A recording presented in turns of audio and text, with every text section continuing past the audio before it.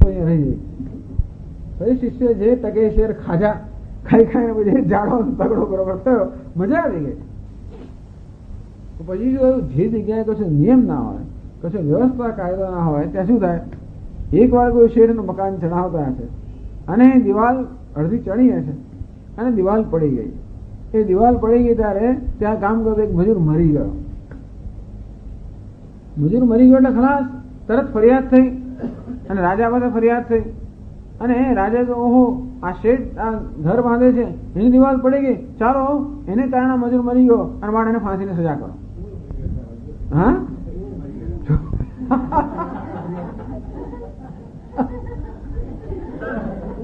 ચોર મરી ગયો. વાત જો એ યોગ્ય છે. ચોર મરી ગયો, ચોર ચાલો ચોર મરી ગયો, મરી ગયો. હા, ચોરની માએ ફરિયાદ કરી. ભાઈ જે મરી ગયો ને ફરિયાદ તો કરે, કોઈ મરી ગયો તો સાચી વાત છે. ચોર મરી ગયો, ફરિયાદ કરી તો એ ચોર તો એક તો ચોરી કરવા મરી ગયો તો પણ ભાઈ આને શેઠને સજા આવે. શેઠ કે ભાઈ શેઠે તો અપીલ કરી કે મારો વાંક જ નથી, આ તો કડિયો છે, એને દિવાલ ચણતો હતો, એને દિવાલ બરોબર ના ચણી, મારે દિવાલ પડી ગઈ, મારે મારો વાંક નથી, કડિયાનો વાંક છે. રાજા કડિયાને બધાને પૂછ્યું કે તને દિવાલ ચણી? તો કે હા. ત્યાં બરોબર ના ચણી, મારે આ માણસ મરી ગયો અને માટે ચલો આ કડિયાને ફાંસીને સજા કરો. કડિયો કે મેં તો દિવાલ બરોબર ચણી હતી, પરંતુ આ માણસને મેં પાણી રેડવા માટે રાખેલો, એને વધારે પડતું પાણી રેડી દીધું ના. આ માણસે જે કડિયો કે છે મેં તો કામ બરોબર કર્યું, પણ જે માણસે આ બધું મિક્સ કર્યું ને, માટી ને બધું, એમાં વધારે પડતું પાણી રેડી દીધું અને માટે દિવાલ આવી રહી ગઈ. તો પેલો કે મેં વધારે પડતું પાણી રેડ્યું એટલે એને બોલાવો અને ફાંસીને સજા. ત્યાં વધારે પાણી રેડ્યું માટે આ દિવાલ બરોબર ના થઈ, કાચી રહી ગઈ, મારે દિવાલ પડી ગઈ, મારે માણસ મરી ગયો અને મારે એને ફાંસીને સજા કરવા. પેલો કે હું શું કરું? પેલો કે પાણી રેડતા રેડતા પણ હું શું કરું? ભીસ્તી કે હું પાણી રેડતો હતો, પણ પાણી રેડતી વખતે ત્યાં શું કઈક તમાશો ચાલતો હતો. ભીસ્તી એક જાડો માણસ પસાર થતો.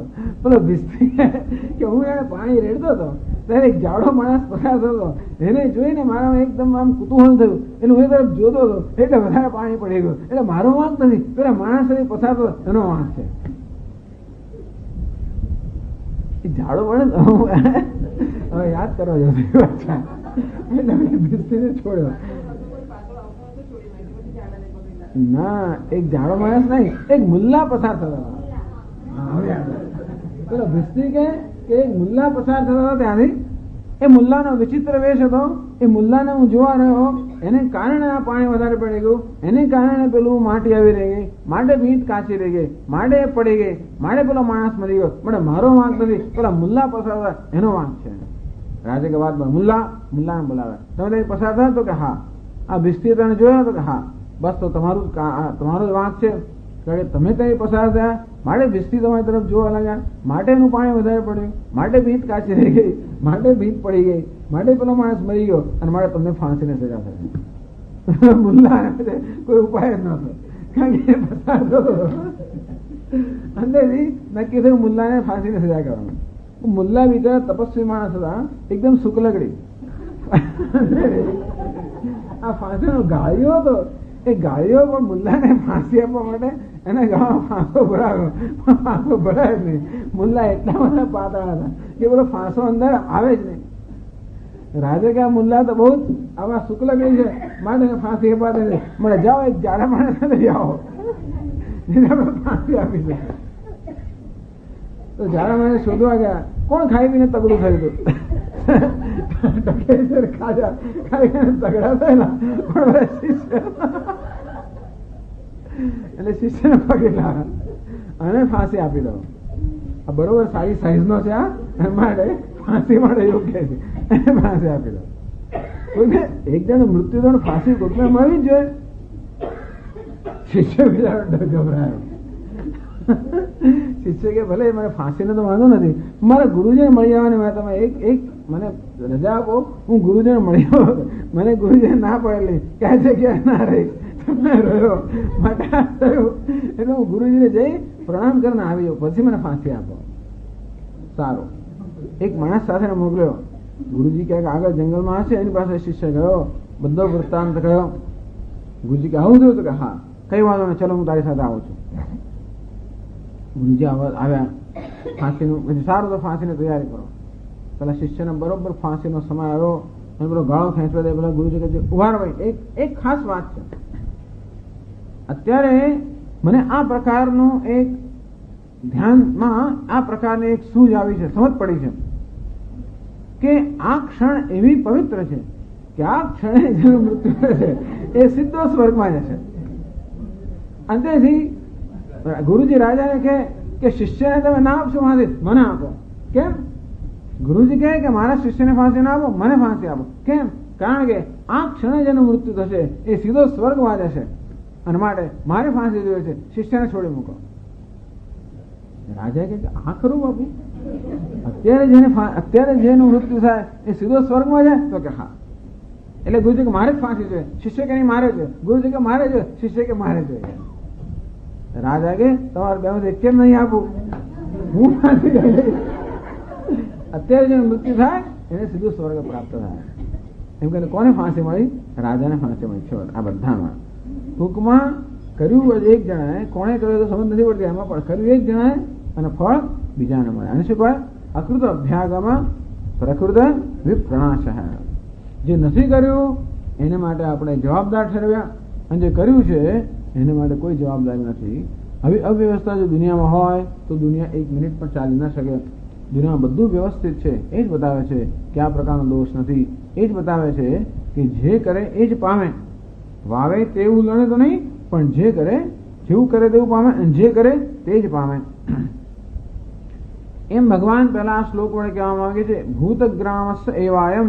એ જ ભૂતનો સમુદાય જન્મીને મૃત્યુ પામે છે. વારંવાર એ જ ભૂત સમુદાય આ પ્રકારની પ્રક્રિયામાં પસાર થાય છે.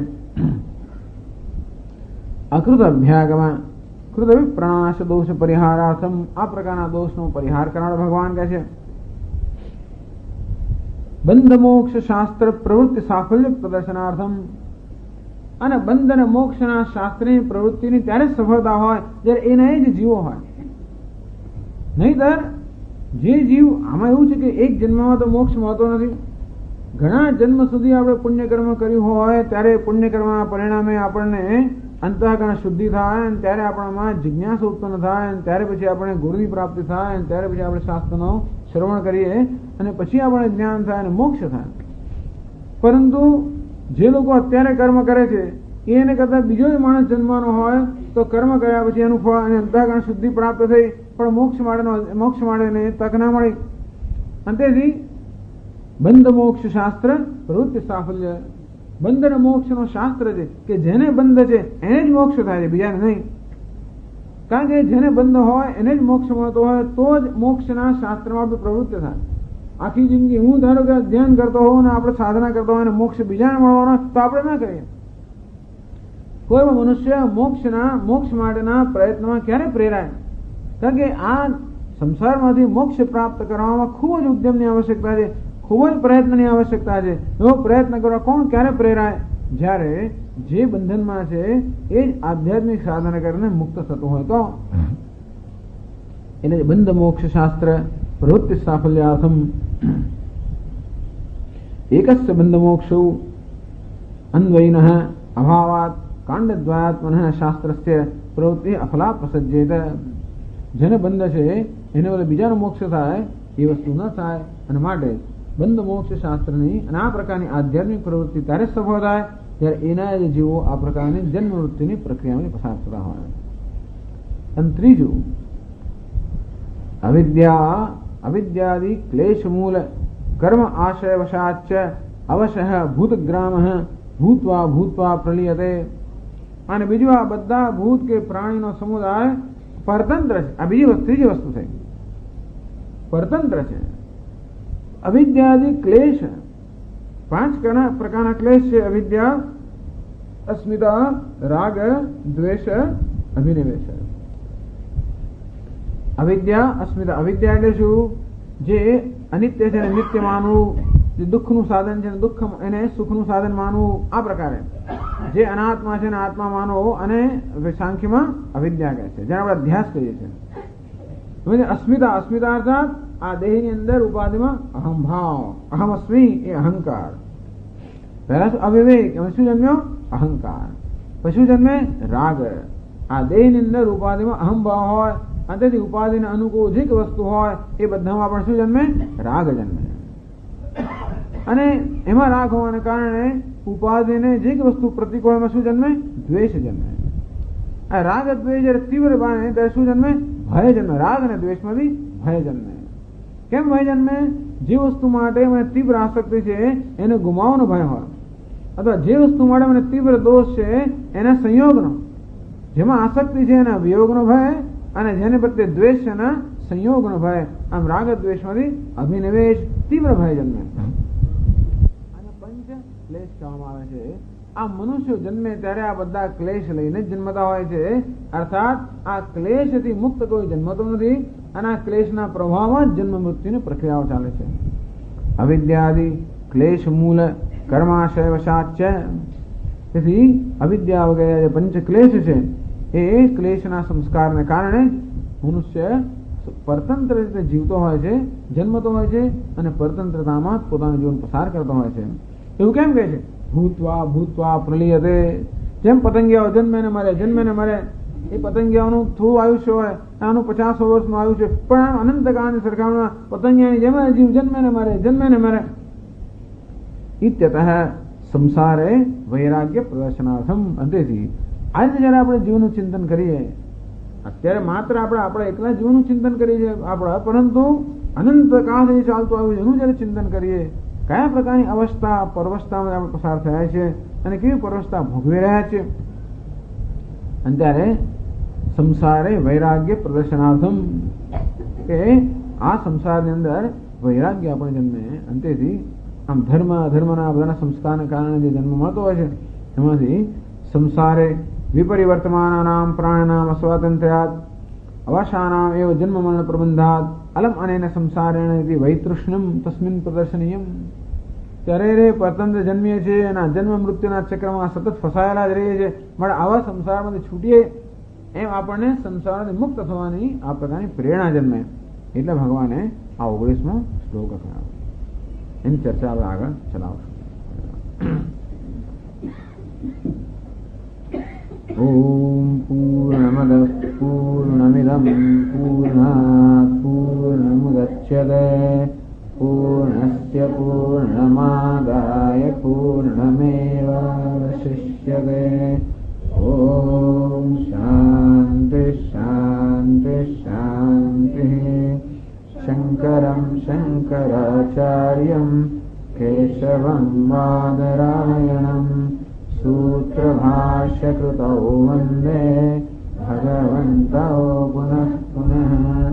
ઈશ્વરો ગુરુરાત્મેતિ મૂર્તિભેદવિભાગિને વ્યોમવદ્વ્યાપ્તદેહાય દક્ષિણામૂર્તયે નમઃ. ઓમ શાંતિ શાંતિ શાંતિ. હરિ ઓમ. શ્રી ગુરુભ્યો નમઃ. હરિ ઓમ.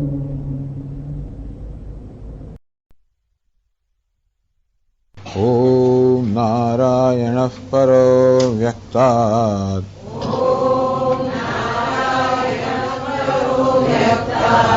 અંડમવ્યક્તસંભવम् અંડસ્યાन्तસ્ત્વિમે લોકાઃ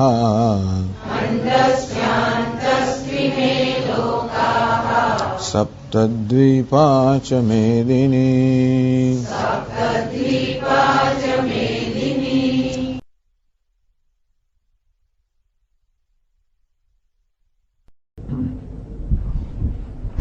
ત્યાગમેવ શઃ પાર્થ પ્રભવત્યઃ રાગમે.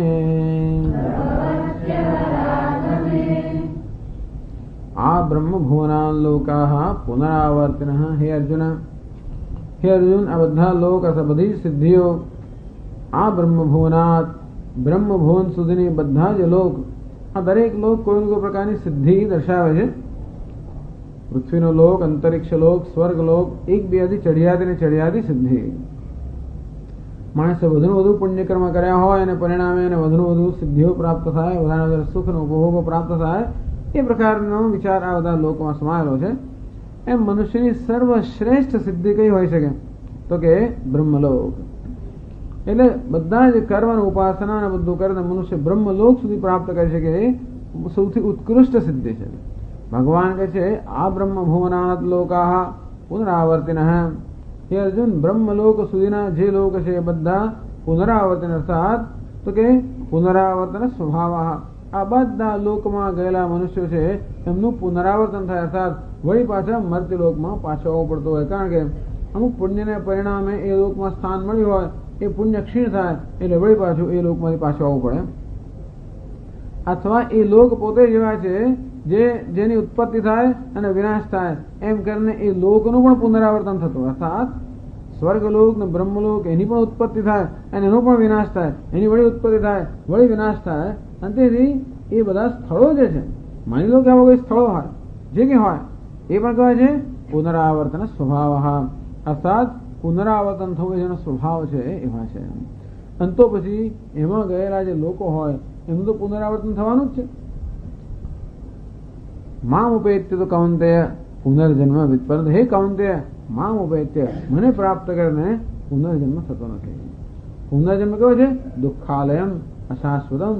જે બધા દુઃખનો આશ્રય અને અત્યંત અનિત્ય છે એવો જે પુનર્જન્મ, એમાંથી મનુષ્ય મુક્ત થઈ જાય છે. ભગવાન છે મને પ્રાપ્ત કરીને. અર્થાત બ્રહ્મલોક સુધીની પ્રાપ્તિની પણ ઈચ્છા ન કરીશ, ત્યાં સુધી વૈરાગ્ય જન્મવા માટે ભગવાન કહે છે કે એટલું પ્રાપ્ત કરીશ તો પણ તું પુનર્જન્મથી મુક્ત નહીં થઈ શકે.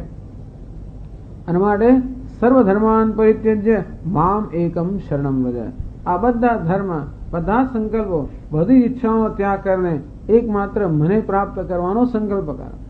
અર્થાત પૂરેપૂરો વૈરાગ્ય મારા સિવાય, પૂર્ણ પુરુષોત્તમ સિવાય બીજી બધી વસ્તુ પ્રત્યેનો વૈરાગ્ય જ્યારે હોય ત્યારે હું પ્રાપ્ત થઉં, એમને પ્રાપ્ત ન થવું. બીજી કશી વસ્તુનો અભરખો કે ઈચ્છા રહી ગઈ હોય તો ભગવાન કે હું રાહ જોઉં કે એની ઈચ્છા પૂરી કરી લેવા દો. એમ કરતા કરતા અનાદિકાળથી આપણે જન્મ ચાલતા આવે, જાત જાતની ઈચ્છાઓ કરતા આવ્યા છે. ભગવાન રાહ જુએ છે કે ક્યારે આ માણસ ઈચ્છા કરતો બંધ થાય અને ક્યારે મારી ઈચ્છા કરતો થાય. એટલે ભગવાને કહે છે કે બ્રહ્મલોક સુધીના બધા લોક કેવા છે? પુનરાવર્તન સ્વભાવવાળા છે. પરંતુ મને પ્રાપ્ત કરીને હે અર્જુન કોઈનો પુનર્જન્મ રહેતો નથી. તો શા પરથી કહો છો કે આ બ્રહ્મલોકનો સ્વભાવનું પુનરાવર્તનનો છે? તો કે સહસ્રયુગ પર્યંતમ અહહ યદ બ્રહ્મણ વિદુહુ. આ કાલ સંખ્યા વિદ, કાલની સંખ્યાનું જેને જ્ઞાન છે એ લોકો એમ કહે છે કે બ્રહ્માજીનો એક દિવસ જે છે 1000 યુગ પર્યંત હોય, એટલે 4 અબજ વર્ષ, 4 અબજ અને 32 કરોડ વર્ષ જેટલો લાંબો હોય. રાત્રિ યુગ સહસ્રાંતામ, અને બ્રહ્માની રાત્રિ છે એ પણ એટલી જ લાંબી, આપણા 1000 યુગ જેવડી. અર્થાત 4 અબજ ને એક યુગ આપણો કેટલો છે? 43,20,000 આપણો એક ચતુર્યુગ.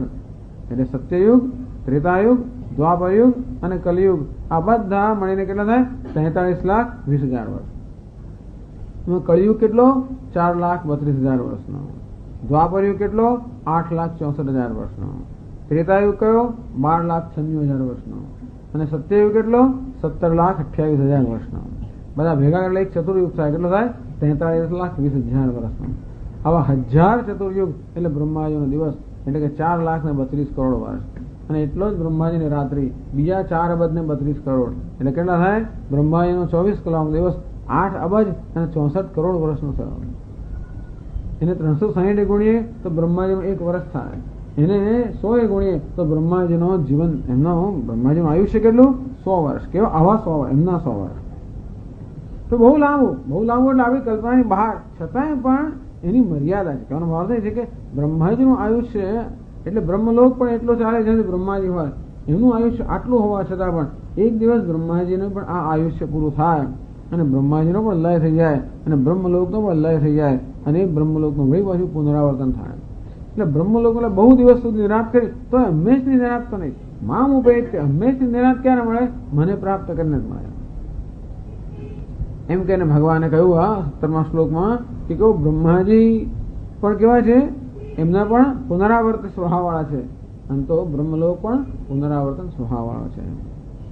તો તો બ્રહ્માજીને વાત કરી ત્યારે પછી ભગવાન થોડી કથા પણ કહી દે છે કે હવે બ્રહ્માજીના દિવસ દરમિયાન શું થાય છે અને રાત્રિ દરમિયાન શું થાય એ પણ સાંભળ. અવ્યક્તાદ વ્યક્તય સર્વાહ પ્રભવંતી અહરાગમે રાત્ર્યાગમે પ્રલીયંતે તત્રૈવ અવ્યક્ત સંજ્ઞકે. હે અર્જુન, આ બધી વ્યક્તિઓ એટલે આ સ્થાવર જંગમ બધા જે પ્રાણીઓ કે જીવો છે આ બધા ક્યાંથી જન્મ ક્યાંથી થાય છે એ ક્યારે એમનો ઉદ્ભવ થાય છે? અવ્યક્તમાંથી. એટલે બ્રહ્માજી જયારે ઉઠે સવારમાં, બ્રહ્માજીનો પણ દિવસ છે, ભલે ને 8 કરોડ વર્ષ લાંબો, 4 કરોડ લાંબો વર્ષ દિવસ, 4 કરોડ લાંબી 4 અબજ વર્ષ લાંબો દિવસ અને 4 અબજ વર્ષ લાંબી એમની રાત્રિ. પણ એટલી રાત્રિમાંથી બ્રહ્મા જયારે ઉઠે ત્યારે બધા જીવો પાછા ઉઠે.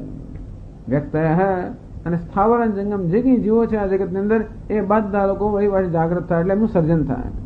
સર્જનની વાત સમજાવી ગયા વખતે સર્જન થવું એટલે કોઈ નવી વસ્તુનું સર્જન ના થાય, પણ જે ઊંઘેલા હતા એ જાગૃત થાય. અથવા કારણ અવસ્થામાંથી કાર્યમાં આવે, અવ્યક્તમાંથી વ્યક્ત બને, બીજમાંથી જે અંકુર ફૂટે અને તે જ રીતે આ બીજ અવસ્થામાં જે બધા જીવો હતા એમની વાસનાઓ, સંસ્કારો, ઈચ્છાઓ બધી સુષુપ્ત અવસ્થામાંથી એ જાગૃત થાય એટલે અભિવ્યક્ત થાય. આપણે કહીએ એમનું સર્જન થયું. અને ભાઈ બ્રહ્માજીની રાત્રિ આવે આ બધા લોકોનો પ્રલય થઈ જાય. પછી પ્રશ્ન કર્યો કે ચાલો સવારના પરમાં એટલે બ્રહ્માજીના પ્રાતઃકાળની અંદર આ જે બધા અસંખ્ય જીવો જે જાગૃત થાય કે જેમને અભિવ્યક્ત થાય એ ગયા વખતે એના આગલા દિવસે જે જીવો હતા એ કદાચ જુદા કે એના એ આ જે ભૂતનો સમુદાય છે, જીવોનો સમુદાય છે, સ્થાવર જંગમ જીવોનો અસંખ્ય બધા જીવો છે એ દરેક દિવસે બદલાતા રહે. બ્રહ્માજીના દરેક દિવસે બદલાતા રહે છે કે પછી એકના એક જ રહે છે?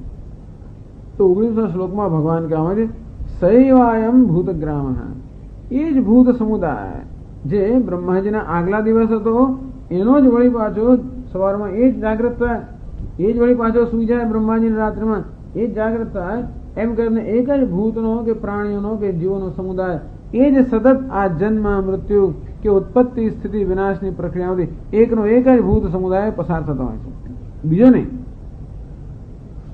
શા માટે? તો કે શંકરાચાર્ય સમજાયું કે જો આપણે માનીએ કે દરેક કલ્પના કે દરેક સૃષ્ટિના સર્જનમાં નવા જીવો ઉત્પન્ન થતા હોય અને જૂના જીવો જયારે પ્રલય થાય તો નષ્ટ થઈ જતા હોય અને સર્જન થાય ત્યારે નવા જ જીવો ઉત્પન્ન થતા હોય તો શું થાય? આ કૃત અભ્યાગમ કૃત વિપ્રણાશ દોષ. જે આપણે કર્યું નથી પૂર્વ કલ્પની અંદર આપણે કર્યું ના હોય અને આ કલ્પ નહીં પણ ખરેખર તો આ ગયા વખતે કહ્યું તેમ આ અવાંતર પ્રલય છે. એક કયો છે પ્રકૃતિ લય મુખ્ય પ્રલય, આ કયો છે અવાંતર પ્રલય ગૌણ પ્રલય. બ્રહ્માજીને 100 વર્ષ પૂરા થઈ જાય અને બ્રહ્માજીનો પણ જયારે લય થઈ જાય આખી સૃષ્ટિ પ્રકૃતિમાં મળી જાય. પણ આ બ્રહ્માજીના દિવસ રાત છે એની એવી કલ્પના છે કે સૃષ્ટિ એવી ને એવી જ રહેશે, માત્ર જીવો બધા લીન થઈ જાય અને જાગૃત થાય, લીન થઈ જાય જાગૃત થાય, પણ આકાશ વગેરેની જે સૃષ્ટિ છે એમને એમ રહે છે. એ પ્રકૃતિનો પણ લય થઈ જાય બ્રહ્માજીના 100 વર્ષ પૂરા થાય ત્યારે એને કલ્પ કહેવામાં આવે છે. બહુ જ લાંબો સમય કલ્પ હતો. પણ અનેક કલ્પમાંથી આપણે પસાર થઈ ગયા હોય છે, અનેક એટલે અસંખ્ય, પરંતુ એનો એ જ જીવ હંમેશા પસાર થતો હોય છે. દરેક વખતે નવો જીવ હોતો નથી, કારણ કે નહીતર આગલા કલ્પની અંદર કે આગલા સર્જનમાં જે જીવે કર્યું હોય એ બધું નષ્ટ થઈ જાય, આ વખતે નવો જીવ જન્મવાનો હોય તો, અને જેને કશું કર્યું નથી એને બિચારાના પાપ પુણ્યનું ફળ ભોગવવું પડે, એ બંને ખરાબ છે. એટલે શું છે? કૃત વિનાશ અકૃત અભ્યાગમ. જે નથી કર્યું એ આપણે પ્રાપ્ત થયું અને જે કર્યું છે એ નષ્ટ થઈ ગયું, તો પછી જગતમાં કોઈ પ્રકારની વ્યવસ્થા જળવાય નહીં. એ શું થાય? કોઈએ કશું કર્યું આગલા ભાવની અંદર અને એનું પરિણામ મારે ભોગવવું પડે, અને અત્યારે હું જે કરું છું એનું પરિણામ બીજા ભોગવવું પડે, તો કોઈ પ્રકારની વ્યવસ્થા રહે નહીં. જેણે કર્યું હોય એને જ પરિણામ ભોગવવાનું હોય તો જ વ્યવસ્થા જળવાઈ રહે. મોક્ષ શાસ્ત્ર પ્રવૃત્તિ સાફલ્ય પ્રદર્શનાર્થમ. તો બીજું શું છે કે જો આ જીવો બદલાતા રહે તો બંધન અને મોક્ષ એકના એક જ જીવ ના હોય તો બંધન એક જીવનો હોય અને મોક્ષ બીજાનો થતો હોય તો પણ કોઈ એમાં આપણે રસ પડે જ નહીં. હું આટલું કામ કરું અને પછી મોક્ષ બીજાનો થતો હોય તો પછી આપણે આવું કરીએ, આવી તકલીફ કોણ લે? એટલે આપણે ધારો કે આધ્યાત્મિક સાધના કરતા હોઈએ, અનેક કષ્ટ ઉઠાવતા હોઈએ, અનેક તપસ્યાઓ કરતા હોઈએ, જાત જાતનો ત્યાગ કરતા હોઈએ, બીજા લોકો ખાઈ પીને મજા કરતા હોય, લોકો ટીવી જોતા હોય, મજા છતાંય પણ આપણે ન જઈએ એ લોકો આરામથી ઊંઘતા હોય 10 વાગ્યા સુધી, આપણે વહેલા ઉઠી જઈએ. કેટલું એટલે કેટલી તકલીફો તો લેતા જ હોય બધા. આ નહીં ખાવાનું, પેલું નહીં ખાવાનું, આ તો ઉઠી જવાનું, અહીં તો જવાનું, આ યાત્રા જાઓ, આ જપ કરો, આમાં કરો, કેટલી બધી. તેથી આ બધી તપશ્ચર્યા કે આ બધો પ્રયત્ન ઉદ્યમ કોણ કરે? જેને કોઈ પ્રકારનો ઉત્સાહ ક્યારે હોય, એમાંથી કંઈ ફળ મળવાનું હોય ત્યારે. પણ એ પ્રકારની ખાતરી ના હોય કે ભાઈ આ સર્જન પૂરું થશે અને તમારો નાશ થઈ જશે, એ પહેલા તો મુક્ત ના થાય તો ગયા. તો પછી આપણે એમ કે હું આ સાધના કરું અને પછી મુક્તિ બીજાને મળે, એવું તો બની જ ના શકે ને. જે બંધનમાં હોય એને જ મુક્તિ થવી જોઈએ. અને તેથી આ બંધ અને મોક્ષનું શાસ્ત્ર જે છે, અર્થાત આપણે કર્મ કરતા હોઈએ એ પણ આપણી કર્તવ્ય ભાવનાથી કરતા હોઈએ, ઈશ્વરને અર્પણ કરવાની ભાવનાથી કરતા હોઈએ. આ બધું કરવાની પાછળ આપણો ઈરાદો એ જ છે, અંતઃકરણ શુદ્ધિ પ્રાપ્ત થાય, છેવટે જ્ઞાન પ્રાપ્ત થાય, મોક્ષ પ્રાપ્ત થાય. એ બધી પ્રવૃત્તિમાં આપણને કરવાનો ઉત્સાહ ત્યારે જન્મે જ્યારે આ જેને બંધન છે અને જે પ્રયત્ન કરે છે એ જ મુક્ત થવાનો હોય તો. અને ત્રીજું, ભગવાન કહે છે કે જો આ જીવનનું જરા નજર તો કરો કે કેવું અવશ્ય પરવસ્તાથી ભૂતગ્રામ સેવાયમ ભૂતવા ભૂતવા પ્રલિયતે રાત્ર્યાગમે અવશ્ય પાર્થ. એ પાર્થ પરવસતા જીવ કેવો છે? પરવશ છે. શેને પરવશ છે? અવિદ્યા ક્લેશ મૂલ કર્માશય વશાત. આમ બધા ક્લેશ ને પરવશ છે. કયા પ્રકારનો ક્લેશ? અવિદ્યા, અસ્મિતા, રાગ, દ્વેષ, અભિનિવેશ. અવિદ્યા એટલે અજ્ઞાન. જે અનિત્ય છે ને નિત્ય માની લઉં, જેનો દુઃખ છે સ્વભાવ અને સુખ માની લઉં, જે જળ છે ને ચેતન માની લઉં, અનાત્મા ને આત્મા માની લેવો, આ પ્રકારના અવિવેકને શું કહે છે? અવિદ્યા. જગત કેવું છે? મિથ્યા છે, એને સત્ય માની લેવું. દેહ કેવો છે? અનિત્ય છે, એને શું માની લો? નિત્ય માની લો. દેહ શું? અનાત્મા છે, એને આત્મા માની લો. આ પ્રકારના અવિવેકને સાંખ્ય શાસ્ત્રમાં અવિદ્યા કહે છે. એમાં જન્મે છે અસ્મિતા. અસ્મિતા અર્થાત આ દેહની અંદર અહંભાવ. અસ્મિતામાંથી શું જન્મે? પછી દ્વેષ. જે જેને અનુકૂળ દેહને જે હોય એમાં રાગ જન્મે, દેહને પ્રતિકૂળ હોય એમાં દ્વેષ જન્મે. આમ રાગ દ્વેષ જન્મે. અહંકારનું શું જન્મે? રાગ દ્વેષ. આમ રાગ દ્વેષ અહંકારની જ અભિવ્યક્તિ છે. મને અહંકાર છે કે નહીં ખબર ક્યારે પડે? મારો રાગ દ્વેષ છે કે નહીં. કારણ કે અહંકાર જ રાગ અને દ્વેષમાં પરિણમતો હોય. અને રાગ દ્વેષ હોય ત્યારે પછી ભય જન્મે. રાગમાંથી ભય જન્મે. કશીક વસ્તુ માટે મને બહુ આસક્તિ હોય તો હંમેશા એનું શું થશે? જતું રહેશે, એનો વિયોગ થશે, એનો ભય જન્મે. કોઈ વસ્તુ માટે મને તીવ્ર દ્વેષ હોય, એનો સંયોગ થશે, એવો ભય જન્મે. એક જ્યાં જાઓ ત્યાં પછી મરેલા પ્રાણીઓ તો માથા વધારો તત્વતીર્થમાં પણ એવું ને આપણને બધું ત્યાં અહીંયા આવો તો પણ જ્યાં આવે તો ભય જ રહે. જ્યાં જતા હનુમાન દેખા કરે. જે વસ્તુ માટે દ્વેષ હોય એના સંયોગનો ભય રહ્યા કરે, અને જેની સામે આસક્તિ હોય એના વિયોગનો ભય રહે જ કરતા મનમાં. આ રાગ દ્વેષ કેવો જન્મે છે? ભય જન્મે છે. અને ક્લેશ અને પંચ ક્લેશ કામ આવે છે.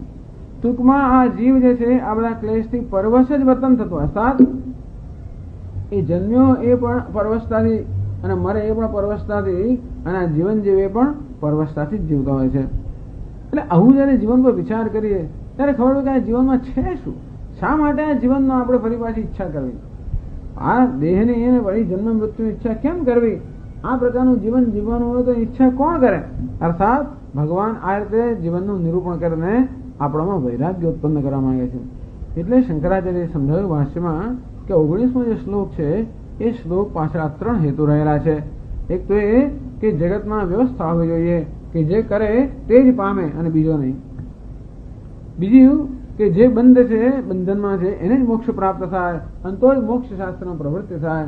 અને ત્રીજું આ જીવનનું આ પ્રકારે નિરૂપણ કરીને હું કેમ વૈરાગ્ય ઉત્પન્ન થાય એ ભગવાનનો હેતુ છે. 19 શ્લોક આપણે વાંચી ગયા. ભૂતગ્રામ સેવાયમ સૈવ ભૂતગ્રામ સૈવ અયમ ભૂતગ્રામ. એ ભૂતનો સમુદાય ભૂતવા ભૂતવા પ્રલિયતે. જન્મે ને પાછું લીન થઈ જાય, જન્મે ને પાછું લીન થઈ જાય. ક્યારે લીન થાય? રાત્ર્યાગમે. બ્રહ્માજીનું રાત્રિનું આગમન થાય તો એનું એ જ ભૂત સમુદાય લીન થઈ જાય. અવશ્ય એમાં એને કોઈ પ્રકારની સ્વતંત્રતા નથી. અવશ્ય એ પ્રભવતી અહરાગમે. વળી બ્રહ્માજીનો દિવસ આવે, વળી એમની ઈચ્છા હોય કે ના હોય ઉઠવું જ પડે. ક્યાં જઈએ? સવારમાં પણ ઈચ્છા હોય કે ના હોય પણ એલાર્મ વાગે તો ઉઠવું જ પડે. કે કેટલું કામ કરવાનું, ક્લાસમાં જવાનું, ગમે તે કરવાનું, અને તેથી નોકરી પર જવાનું, કંઈ અને તેથી પરવશતાથી રાત પડે તમારે 9 વાગે સુઈ જવું તોય પણ તમારે સુવાય જ ક્યાંથી સુવાય?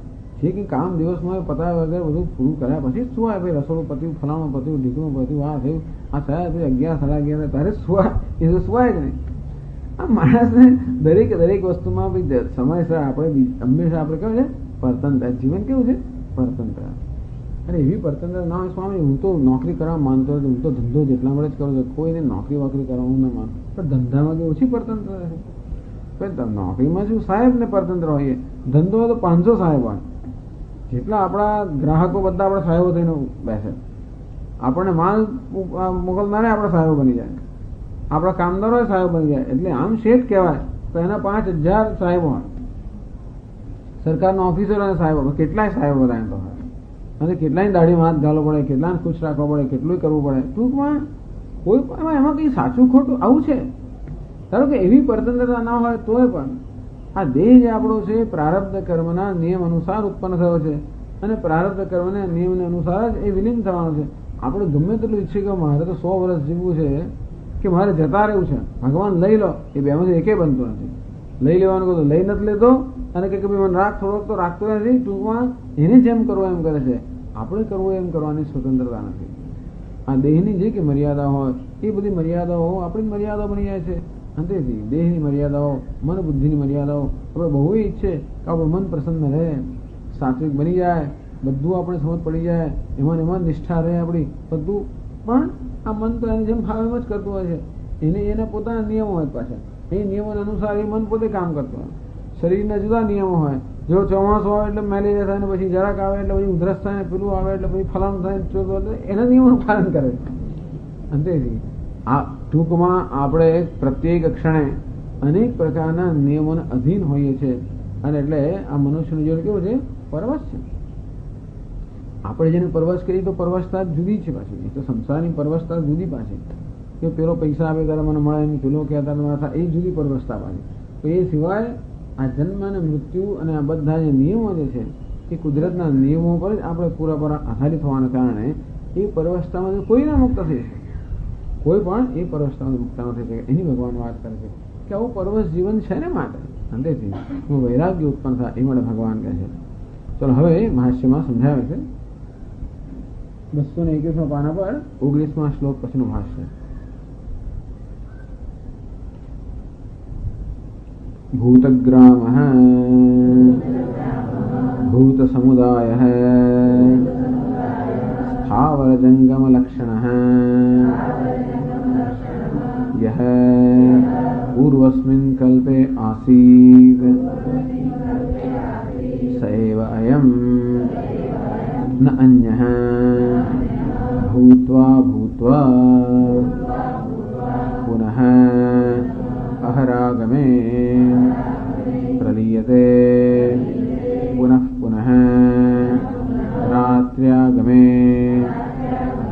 અહઃ ક્ષયે અન્નઃ ક્ષયે અવશઃ અસ્વતંત્ર એવ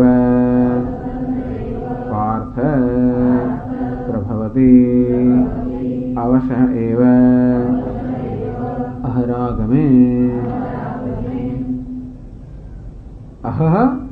અહરાગમ એટલે અન્ન આગમ, દિવસનું આગમન. રાત્ર્યાગમ એટલે રાત્રિનું આગમન. ભૂતગ્રામ એટલે કે ભૂત સમુદાય. આ ભૂત એટલે કે જીવો. સ્થાવર જંગમ લક્ષણ, બંને પ્રકારના જીવ છે, સ્થાવર અને જંગમ. સ્થાવર એટલે સ્થિર, જે લોકો હરીફરી ન શકે એવા જીવો, એટલે કયા? આ વૃક્ષો, વનસ્પતિ વગેરે.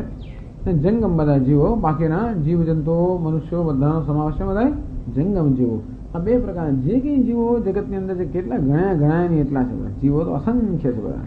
ક્યાં કેટલી કીડીઓ, કેટલા તો દિવસો, કેટલા ગણવાનું કેટલી કીડીઓ, કેટલા મંકોડા, કેટલા મચ્છરો, કેટલી માખીઓ, કેટલા બધા પેલા રાત્રે ફુદ્દાઓ, અને કેટલા દેડકાઓ, કેટલા તમરાઓ. એટલે એ ખેતરમાં તમે ગણવા જાવ તો ગણાય નહીં. આખી રાત કે દેડકાઓનો જુદો અવાજ આવતો હોય, તમરાઓ જુદા અવાજ કરતા હોય, મોરવળી ત્રીજો અવાજ કરતા હોય, અને પેલી ગરોળીઓ પછી અમને જુદો અવાજ કરતી હોય. ખરું છે. એટલે આની જ કોઈ સંખ્યા ના ગણી શકાય તો આખા જગતની અંદર કેટલું હશે ભગવાન પણ જાણે. અંતેથી અસંખ્ય બધા જીવો સૈવ એ જ ભૂતનો સમુદાય, એ જ જીવનો સમુદાય. આપણે ભલે નવા નવા દેખાતા હોય જન્મતા, કોઈ નવા નવા જન્મતા. ઘણા લોકોને ચિંતા થાય કે સ્વામીજી પણ આપ તો કહો છો કે મનુષ્ય એટલે આ જીવો તો એટલા ને એટલા છે, તો હંમેશા મનુષ્યની વસ્તીમાં તો વધારો થતો જ જાય છે, તો પછી ક્યાંથી આવે? હું થોડા મચ્છર ઓછા થયા છે બીજું ક્યાંક ઓછું થયું હોય છે, ક્યાંક વધ્યું હોય છે. એટલે કારણ કે પ્રારબ્ધ કર્મ પ્રમાણે થતું હોય છે. અને તેથી કોઈ જગ્યાએ એ સિવાય આપણને ખબર નથી કે આ પૃથ્વી સિવાય બીજા કોઈ ગ્રહો હોઈ શકે. તારાઓમાં કોઈ જીવન ના હોય. તારાઓ તો એવો ભયંકર ગરમ હોય કે ત્યાં તો કશું ટકી જ ના શકે. કદાચ જીવન સંભવ હોય તો ગ્રહો પર સંભવ હોય.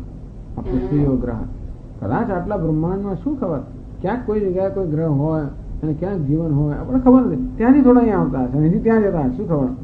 અમે આપણી ઈચ્છા રહ્યા જ કરતી હોય જીવન દરમિયાન મારે ચંદ્ર પર જવું છે ને મૂન એટલે પેલા મંગળ પર જવું છે, આવું બધું ચિંતન કરતો હોય. મૃત્યુ પછી પેલામાં પહોંચી જાય. એક સ્વામીજી એમને મળેલા માઉન્ટ આબુ, એ સ્વામીજી તો કે એમને કે વિચિત્ર તંત્ર ચાલતું હતું. અંતેથી એ તો ઉપનિષદનું બહુ સખત ખંડન કરી નાખ્યું.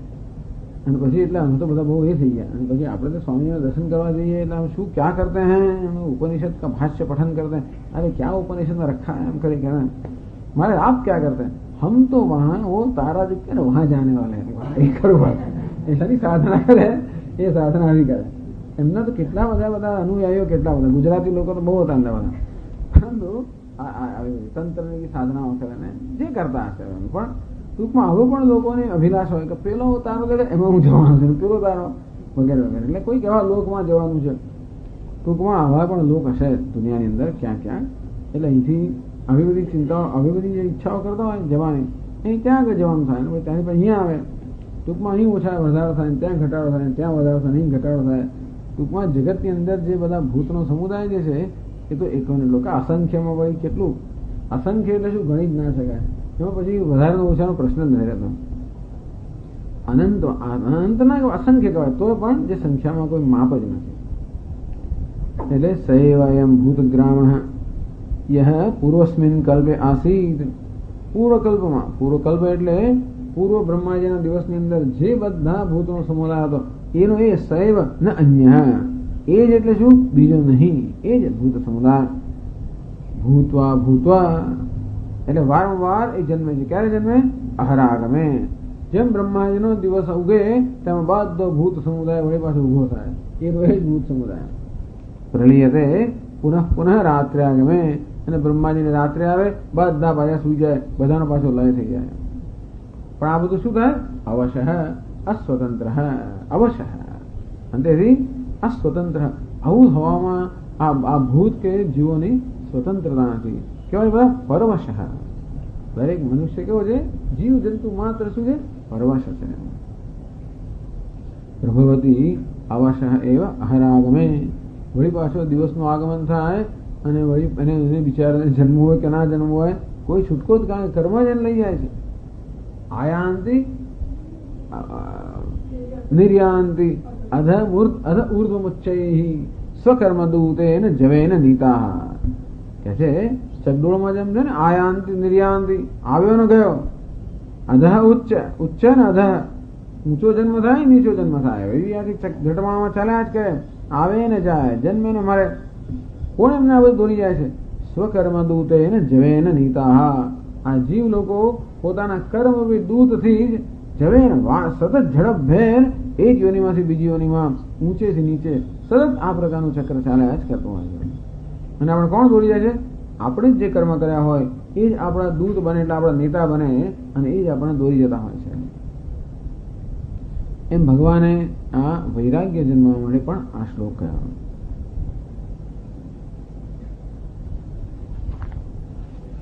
આ બધી જયારે ચર્ચા થઈ એટલે થયું કે અક્ષરમ બ્રહ્મ પરમ ઉપક્રમ્ય. ભગવાન અક્ષરમ બ્રહ્મ પરમમ. આમ ગીતાના 8મા શ્લોકનો પ્રારંભ શેમાંથી થયો? ભગવાનનો પ્રવચનનો પ્રારંભ થયો અક્ષરમ બ્રહ્મ પરમમ.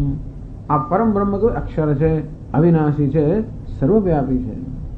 એટલે સામાન્ય રીતે જે વસ્તુથી પ્રવચનનો પ્રારંભ થાય એ મુખ્ય વિષય હોય અને એ જ વિષયની છણાવટ થાય. એને ભગવાને આપણે આ બધું શું કહેવા માંગે પાછું કે બ્રહ્માજીનો દિવસ, એની રાત્રિ, આ બધાનો શું હેતુ?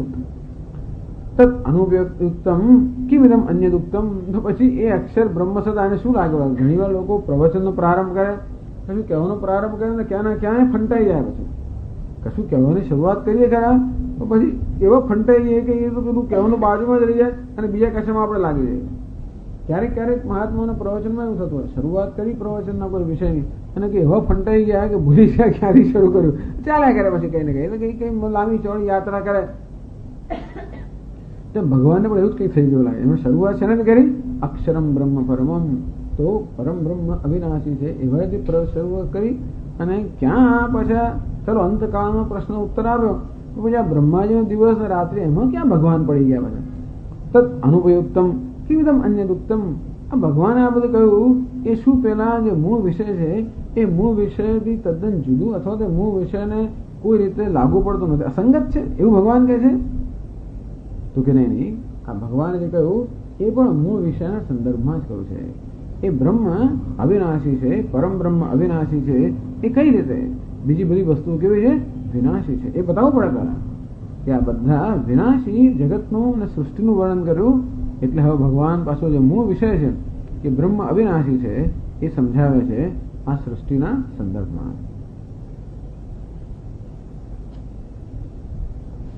એટલે ભાષ્યમાં કહે છે શંકરાચાર્યજી, યદુપન્યસ્તમ અક્ષરમ તસ્ય પ્રાપ્તિ ઉપાયઃ निर्दिष्टः ओमित्येकाक्षरं ब्रह्म इत्यादिना अथ इदानीम् अक्षरस्य एव स्वरूपनिर्दिदीक्षया इदमुच्यते. अनेन योगमार्गेण इदं गन्तव्यम्. ટૂંકમાં ભગવાન વિષયાંતર નથી કર્યું. નહીં તો અમારે એક સ્વામીજી હતા, હું ક્યાંક ગયેલો બહારગામ, એ સ્વામી વાત કરતા હતા. એટલે ઘણી વાર આ બધા મહાત્માઓની એ લોકો સભા કરતા હોય અથવા મહાત્માઓની પ્રવચન શ્રેણી વહી જોતા હોય અથવા સભા હોય, એટલે ઘણા મહાત્માઓને નિમંત્રણ આપ્યું હોય. પછી મહાત્માઓને દરેકને 15-15 મિનિટ બોલવાનું કે અડધો કલાક બોલવાનું અને વિષય આપી રાખ્યો હોય, એમનો વિષય પણ હોય. મહાત્મા બોલે તો ખબર ના પડે એટલે કહે છે કે પ્રાયણ મહાત્મા નિર્વિષય હુઆ કરતે હૈ. મહાત્મા કહે નિર્વિષય હોય છે, એને બે અર્થ કર્યા. પ્રાયણ મહાત્મા નિર્વિષય હુઆ કરતે હૈ એટલે વિષય લે અને પછી વિષય તો ક્યાંય રહી જાય અને કઈ નું કઈ બોલે. નિર્વિષયનો અર્થ એ જે વિષયોમાંથી મુક્ત છે. નિર્વિષયનો બીજો અર્થ શું? જે વિષયમાં જેનું ભાન નથી જતા. વિષયાંતર શરૂઆત કશાથી કરે અને ક્યાં ક્યાં ચડી જાય. ભગવાનને એવું થયું નથી, અર્થાત ભગવાન પોતાના વિષય પર જ છે. એટલે એ શંકરાચાર્ય કહેવા માંગે છે. એટલે આપણને વિચાર છે કે આપણે ક્યાં ગયા એટલે શંકરાચાર્ય વળી પાછા વિચારોને સાંકળી લે છે. જો આ આચાર્યને કેવી સુંદર પદ્ધતિ છે કે થોડો સમય થાય એટલે પછી વિહંગાવલોકન કરી લે, વૃત્તાનુવાદ જે કહેવાય ગયું હોય વળી બધું સંક્ષેપમાં એને કહે, જેથી આપણા મનમાં એની સાંકળ બરોબર જળવાઈ રહે. નહીં તો પછી આપણું મન આ બધા વિષયો કે શ્લોકોને સાંકળી ના શકે તો સમજી ના શકે. એટલે સંગતિ આપે છે. યદ ઉપન્યસ્તમ અક્ષરમ, ભગવાને અક્ષરમ બ્રહ્મ પરમમ એમ કરીને ઉપન્યાસ કર્યો. ઉપન્યાસ કર્યો તો પ્રારંભ કર્યો, ઉપક્રમ કર્યો. વચ્ચે ભગવાને એના વિશે શું કહ્યું? તસ્ય પ્રાપ્તિ ઉપાય નિર્દિષ્ટ હૈ. અને વચ્ચેના શ્લોકોમાં એ બ્રહ્મની પ્રાપ્તિના ઉપાયનો નિર્દેશ કર્યો. ઓમ ઇત્યેકાક્ષરમ બ્રહ્મ ઇત્યાદિના. આ ઓમ ભગવાને કહ્યું સંક્ષેપેણ પ્રવક્ષ્યામિ, તો હું તને સંક્ષેપમાં કહીશ. યદક્ષરમ વેદ વિદો વદંતિ વિશંતિ યદ વિતયો વીતરાગાહ યદિચ્છન્તો બ્રહ્મચર્યમ ચરંતિ તત્તે પદમ સંગ્રહેણ પ્રવક્ષ્ય. તો એ જે પરમ પદ છે, અક્ષર અર્થાત પરમાત્મા છે, હે અર્જુન હું સંક્ષેપમાં તને એ પદ વિશે કહીશ. કયું પદ છે? ઓમ. અંતેથી ભગવાને એ પરમપદ કે અવિનાશી જે પરમાત્મા છે એનો ઉપક્રમ કર્યો, એને પ્રારંભ કર્યો ચર્ચાનો, અને એની પ્રાપ્તિનો ઉપાય જે છે ઓમ ની ઉપાસના, એનો નિર્દેશ કર્યો, એનું વર્ણન કર્યું. તસ્ય પ્રાપ્તિ ઉપાય નિર્દિષ્ટ હૈ. એ પરમાત્માની પ્રાપ્તિનો ઉપાય જે છે બ્રહ્મ, એનો નિર્દેશ કર્યો. અથ ઇદાનીમ અક્ષરસ્યૈવ સ્વરૂપ નિર્દિક્ષયા. હવે એ પરમાત્માની પ્રાપ્તિનો ઉપાયની વાત કરી, તો પરમાત્મા કેવો છે અત્યાર સુધી એની આસપાસ ભગવાન વર્ણન કરતા હતા. પરમ બ્રહ્મ કે પરમાત્માનું સીધું સીધું ભગવાન નિરૂપણ નથી કર્યું, પરંતુ એની પ્રાપ્તિના ઉપાયનું નિરૂપણ કર્યું અને પછી જગત કેવું વિનાશી છે આ બધું નિરૂપણ કર્યું. આ બધું નિરૂપણ કરવાનો હેતુ શું છે કે પરમાત્મા કેવી રીતે અવિનાશી છે એનું નિરૂપણ કરવા માટે. અચ્છા ઇદાનીમ હવે અત્યારે હવે અક્ષરસ્યૈવ સ્વરૂપ નિર્દિક્ષયા નિર્દેશમ ઈચ્છયા, અર્થાત એ સ્વરૂપનો નિર્દેશ કરવા માટે. અત્યાર સુધી ઉપાયનો ભગવાને નિર્દેશ કર્યો, હવે પરમાત્માના સ્વરૂપનો નિર્દેશ કરવાની ઈચ્છાથી ઇદમ ઉચ્યતે. હવે આ કહેવામાં આવે છે 20મા શ્લોકમાં, અનેન યોગ માર્ગેણ ઇદમ ગંતવ્યમિતિ, કે આ યોગ માર્ગથી આ વસ્તુ પ્રાપ્ત થાય. એ રીતે હવે ભગવાન એ જ પરમાત્મા જે છે એના સ્વરૂપનો નિર્દેશ કરે છે 20મા શ્લોકમાં. તો એમ પણ કહી શકાય આ બ્રહ્મ ભુવનાન લોકાહ પુનરાવર્તિનો અર્જુન મામુપેત્ય તુ કૌંતેય પુનર્જન્મ ન વિદ્યતે. હે અર્જુન, બ્રહ્મલોક સુધીના બધા જ લોક છે એ પુનરાવર્તન સ્વભાવવાળા છે, પરંતુ હે અર્જુન મને પ્રાપ્ત કરીને મનુષ્ય ફરી જન્મવાનું હોતું નથી. આ બે પંક્તિઓ થઈ. એને એમ પણ કહી શકાય કે છેલ્લા આ શ્લોકોની અંદર ભગવાન એ છે એ કહી રહ્યા છે, એ રીતે પણ આની સંગતિ આપી શકાય. બે શ્લોકમાં ભગવાન કહે છે કે કેવી રીતે મને જે પ્રાપ્ત કરે છે એનો પુનર્જન્મ થતો નથી.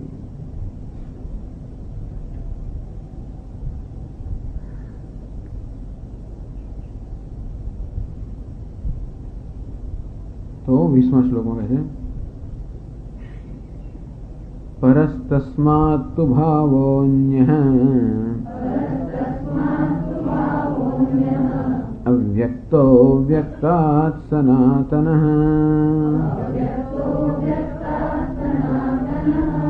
યસ્સ સર્વેષુ ભૂતેષુ નશ્યત્સુ ન વિનશ્યતે.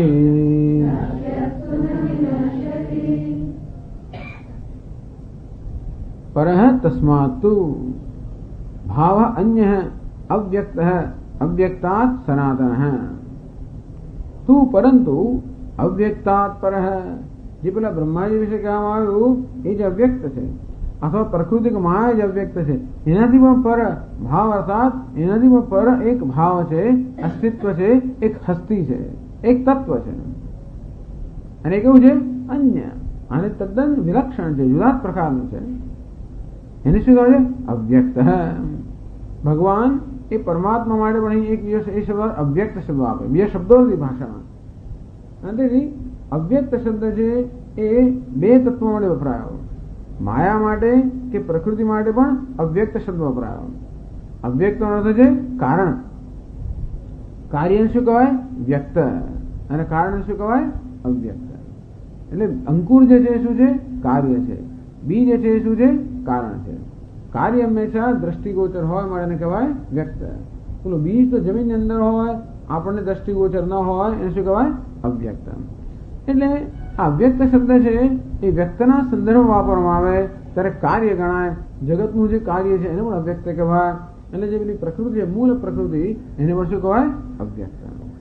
પણ એ મૂળ પ્રકૃતિ કે માયા જેને પણ અવ્યક્ત કહેવામાં આવે છે, કારણ કે જગતનું કારણ એના કરતા પર એનાથી પણ ચડિયાતું, એનું પણ અધિષ્ઠાન રૂપ બીજું તત્વ છે, એને શું કહેવાય? એને પણ અવ્યક્ત જ કહેવાય. એટલે કે અવ્યક્ત એને મળે, પણ એક અવ્યક્તનો વાચ્યાર્થ. વાચ્યાર્થ અવ્યક્ત શબ્દનો સીધે સીધો અર્થ શું થાય? કારણ કે પ્રકૃતિ. અવ્યક્ત શબ્દનો લક્ષ્યાર્થ. લક્ષ્યાર્થ અર્થાત સીધે સીધો અર્થ નહીં, પણ લક્ષિત થયેલો અર્થ જે છે એ શું છે? પરમાત્મા. એ પણ અવ્યક્ત છે, એ પણ સમજાવે છો. એ કેવો અવ્યક્ત છે? સનાતન અવ્યક્ત. એક અવ્યક્ત કેવું છે? સતત પરિણામશીલ. અર્થાત પ્રકૃતિ કે માયારૂપી અવ્યક્ત છે. કેવું છે? સતત પરિણામશીલ. અર્થાત સતત જન્મ, ઉત્પત્તિ, સ્થિતિ, લય, આ પ્રકારની પ્રક્રિયાઓ ચાલ્યા કરતી હોય. આ બધી પ્રક્રિયાઓ ચાલ્યા કરતી હોય ત્યારે પણ જે સનાતન છે, ચિરંતન છે, અથવા તો નિત્ય છે, સર્વ પ્રક્રિયાથી મુક્ત છે, એ બીજા પ્રકારનો અવ્યક્ત છે, જે આ માયાનું કે પ્રકૃતિનું અધિષ્ઠાન છે. એટલે ભગવાને સનાતન અવ્યક્ત. પેલા કારણરૂપ અવ્યક્તથી પર કે ચડિયાતું કે અનુધિષ્ઠાન એક સનાતન અવ્યક્ત છે. એનું નામ અક્ષરમ. અક્ષરમ બ્રહ્મ પરમમ, એ પરમ બ્રહ્મ છે. અક્ષર છે એટલે સનાતન અવ્યક્ત. તો એનું લક્ષણ શું છે? યસ સર્વેષુ ભૂતેષુ નશ્યત્સુ ન વિનશ્યતિ. તો પેલા અવ્યક્તનું લક્ષણ શું છે? ઉત્પત્તિ સ્થિતિ લયની પ્રક્રિયાઓમાં સતત થયા કરે એવું પેલું અવ્યક્ત કારણ છે. જ્યારે આ કેવું છે? પરમાત્મા રૂપી અવ્યક્ત. યહ સર્વેષુ ભૂતેષુ નશ્યત્સુ. તો આ બધા પ્રાણીઓ કે બધા જીવ સમુદાયનો સતત વિનાશ થયા કરતો હોય ત્યારે પણ ન વિનશ્યતિ. આ બધી વિનાશની પ્રક્રિયા જે સતત ચાલ્યા કરે છે એની મધ્યમાં રહેલો, એના અધિષ્ઠાન રૂપે રહેલો જે અવ્યક્ત પરમાત્મા છે એમાં કોઈ પ્રકારનું પરિવર્તન થતું નથી. નશ્યત્સુ ન વિનશ્યતિ.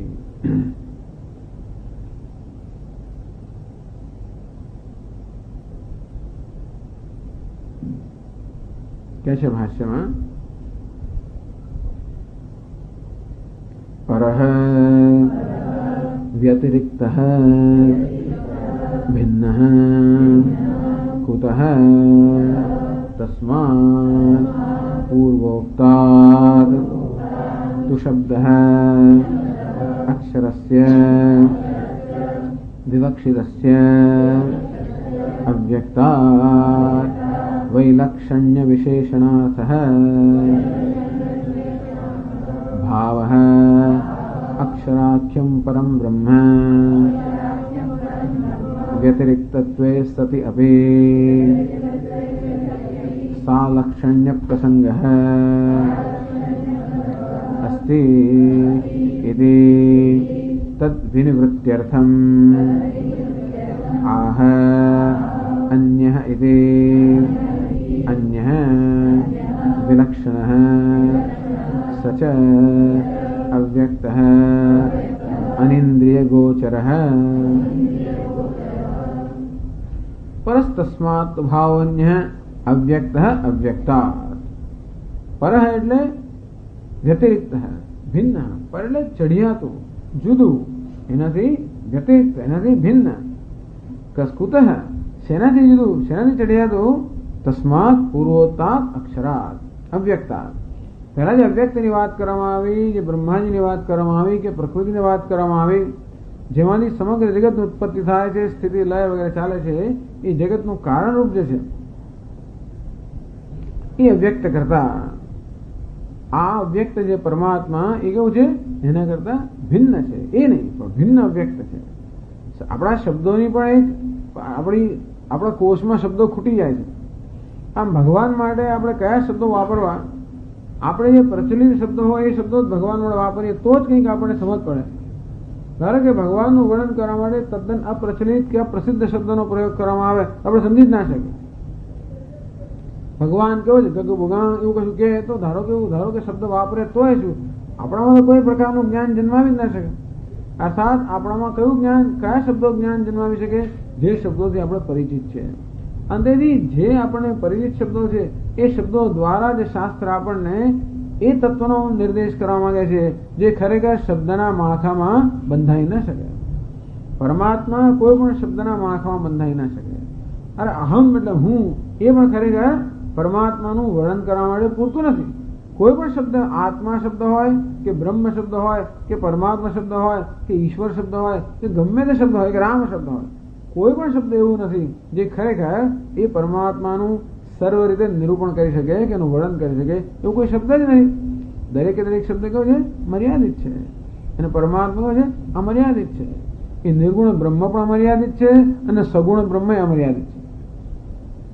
સગુણ બ્રહ્મ એટલા બધા અમર્યાદિત છે કે એના ગુણોનો કોઈ પાર જ નથી. અંતેથી કોઈ શબ્દમાં એ વર્ણન નહીં શકાય. સ કસ્ય સ્તોતવ્ય કતિવિધ ગુણ કસ્ય વિષય. કોણ એની સ્તુતિ કરી શકે? એના કેટલા ગુણ છે? ક્યાં સ્તુતિ કરવા બેસે? ક્યાં અંત આવવાનો છે? નિર્ગુણ બ્રહ્મ તો શબ્દથી વર્ણવી ન શકાય. કસ્ય વિષય હે, શબ્દથી વર્ણન કરવાના જે કઈ વસ્તુ જોઈએ એવી કોઈ પ્રકારના ગુણ એનામાં છે જ નહીં, નિર્ગુણ હોવાના કારણે. એટલે ખરેખર પરમાત્મા કોઈ રીતે શબ્દથી વર્ણવી ન શકાય. અને છતાં પણ તો પણ એ સિવાયનું જ્ઞાન કેવી રીતે થાય? આપણી પાસે જ્ઞાન પ્રાપ્ત કરવા માટે કે પ્રાપ્ત કરવા માટે શબ્દ સિવાય બીજું સાધન નથી. આથી શબ્દનો એવી રીતે પ્રયોગ કરવામાં આવે છે કે આપણે પરિચિત શબ્દનો પ્રયોગ થાય અને છતાં પણ પરમાત્મા જે અપરિચિત નથી આપણાથી, છતાં પણ એના વિશે ભ્રમ છે, એ ભ્રમ આ શબ્દ દૂર કરીને આપણે શબ્દથી પણ જે પરમાત્મા છે એનું જ્ઞાન કરાવે. એને વેદાંતમાં લક્ષ્યાર્થ કહે છે. શબ્દનો અર્થ નહીં, શબ્દના માત્ર શબ્દને વળગીને નહીં બેસી રહેવાનું, પરંતુ એ શબ્દ આપણે જેટલું વ્યાકરણ જાણતા હોઈએ એમ શબ્દનો વધારે સૂક્ષ્મ અર્થ જાણતા હોય તો ઉલટા વધારે ગૂંચવાઈ જતા. એટલે વ્યાકરણ જાણવું જ જોઈએ, પણ ઘણી વાર પછી શબ્દના અર્થમાં ગૂંચવાઈ જાય કે તો મર્યાદિત વસ્તુમાં ગૂંચવાઈ જાય. એટલે દરેક શબ્દ તો ત્યાં શાંત થઈ જાય અને એના સ્થાને જે અર્થ છે અર્થનું સ્ફુરણ કરાવે, લક્ષ્યાર્થનું સ્ફુરણ કરાવે. એટલે પરમાત્મા માટે પણ અવ્યક્ત શબ્દ વાપરે છે. અક્ષર શબ્દ પણ માયા માટે વાપરે છે ઘણી વાર, જે પરમાત્મા માટે વાપરે છે. અવ્યક્ત શબ્દ પણ માયા માટે વાપરે છે અને પરમાત્મા માટે પણ વાપરે છે. એટલે તસ્માત પૂર્વોક્તાત અક્ષરાત અવ્યક્તાત પરહ. આ જે તત્વ જે છે, જે હસ્તી છે, એ પૂર્વ જે કહેવામાં આવ્યું માયા એ રૂપનું અવ્યક્ત એના કરતા પર છે. પર એટલે ચઢિયાતું છે અથવા ભિન્ન છે. તું શબ્દ અક્ષરસ્ય વિવક્ષિતસ્ય અવ્યક્તાત વૈલક્ષણ્ય વિશેષણાર્થ. વિવક્ષિતસ્ય અવ્યક્તસ્ય અક્ષરસ્ય, આ અક્ષર એટલે પરમાત્મા જેનું વર્ણન કરવામાં આવવાનું છે બીજી પંક્તિમાં, એ પેલા અવ્યક્ત કે માયા કરતા વિલક્ષણ છે એ બતાવે છે, જુદો છે. એ કયો છે? ભાવ. ભાવ અર્થાત અસ્તિત્વ, હસ્તી છે. અક્ષરાખ્યમ પરમ બ્રહ્મ. તો એ કોઈ ભગવાન કેવો છે? પરમાત્મા એ કોઈ શૂન્ય નથી, કેવો છે? ભાવ સ્વરૂપ છે, અર્થાત જેનું એક અસ્તિત્વ છે, જેને કારણે જગતનું અસ્તિત્વ છે. અને તેથી યદ ભાસ યદ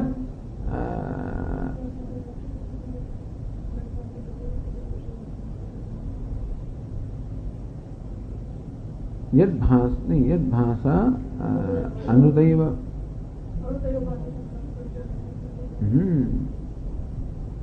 તો જેના પ્રકાશથી આ સમગ્ર જગત ભાસી રહ્યું છે, અસત્ય જગત પણ જેને કારણે સત્ય ભાસી રહ્યું છે.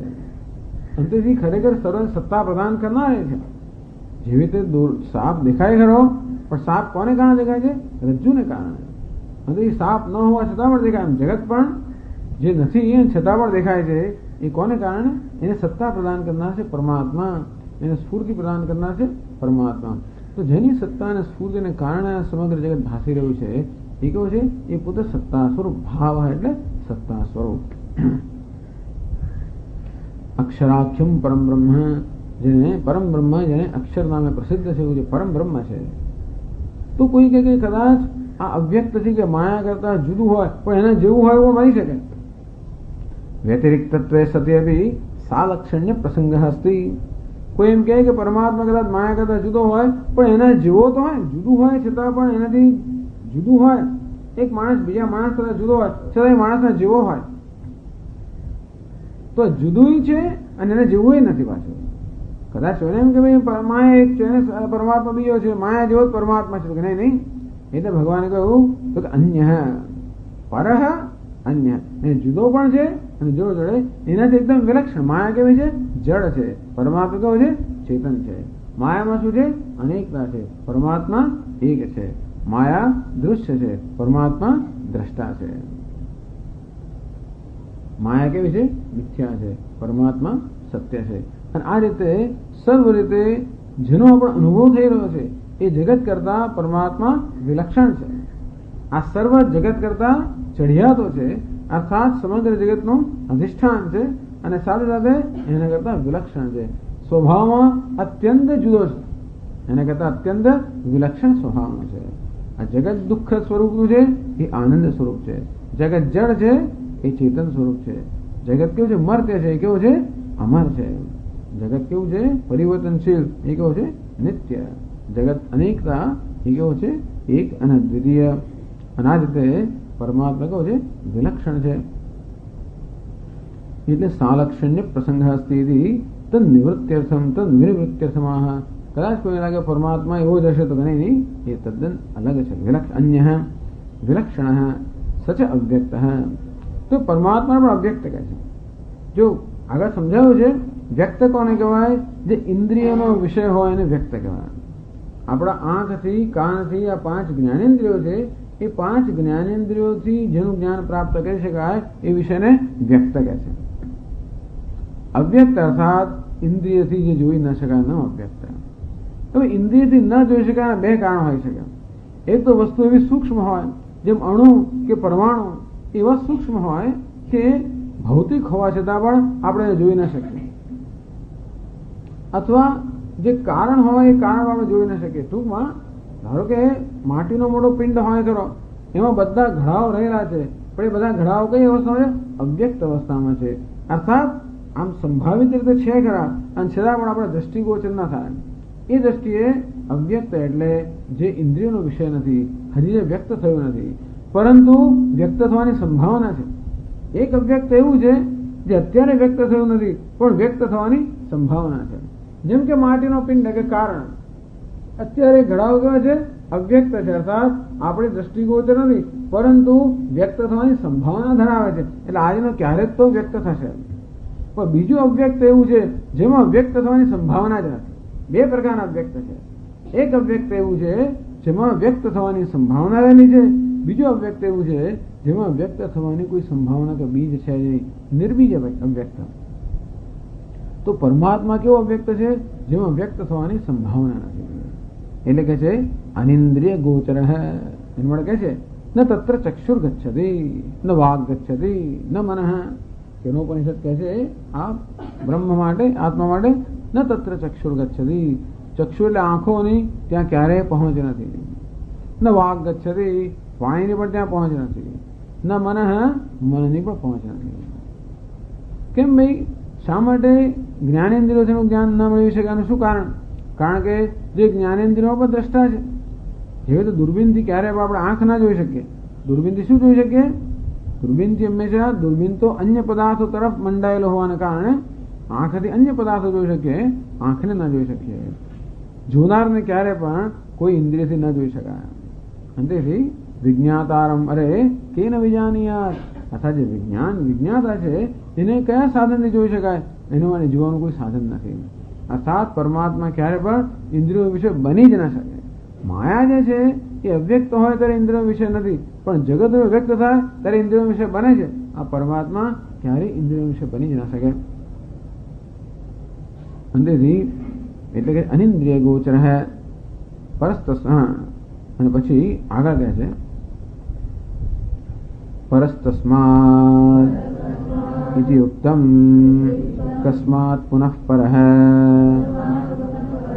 પૂર્વોક્તાત ભૂતગ્રામ બીજભૂતાત અવિદ્યાલક્ષણાત અવ્યક્તાત સનાતનઃ ચિરંતનઃ યસ્ સ્વભાવઃ સર્વેષુ ભૂતેષુ બ્રહ્માદિષુ નશ્યત્સુ ન વિનશ્યતિ. એ પરમાત્મા એવો છે કે આ બધા પ્રાણીઓનો પણ સતત વિનાશ થતો હોય, ત્યારે પણ જો વિનાશ ન થતો હોય તો પરમાત્મા અવ્યક્ત અર્થાત માયાનું પણ અધિષ્ઠાન છે, એનાથી પણ ચડિયાતો છે. એની ચર્ચા હવે આગળના ક્લાસમાં આપણે રાખીશું. આજે અત્યારે આપણો આ ક્લાસ પૂરો કરીશું. ઓમ પૂર્ણમદ પૂર્ણમિદં પૂર્ણાત પૂર્ણમુદચ્યતે પૂર્ણસ્ય પૂર્ણમાદાય પૂર્ણમેવાવશિષ્યતે. ઓમ શાંતિ શાંતિ શાંતિ.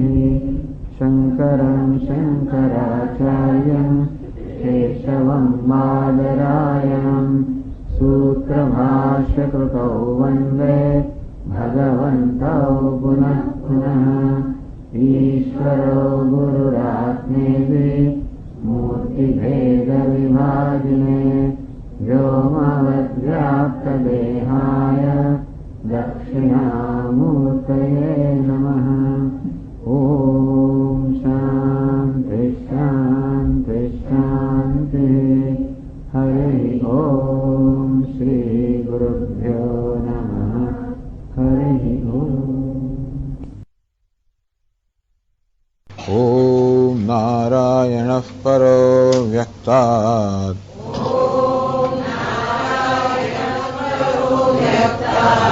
अण्डमव्यक्तसम्भवम्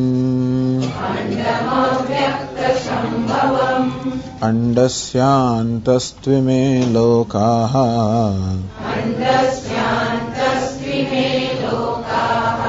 सप्तद्वीपा च मेदिनी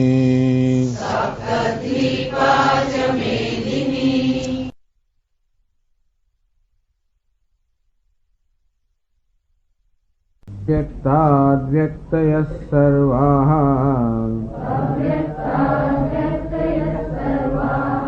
प्रभवन्त्यः रागमे रात्र्यागमे प्रलीयन्ते तत्रैवाव्यक्तसंज्ञके भूतग्रामः स एवायम् भूत्वा भूत्वा प्रलीयते रात्र्यागमे वशः पार्थ प्रभवत्यः रागमे परस्तस्मात्तु भावोऽन्यो व्यक्तो व्यक्तात् सनातनः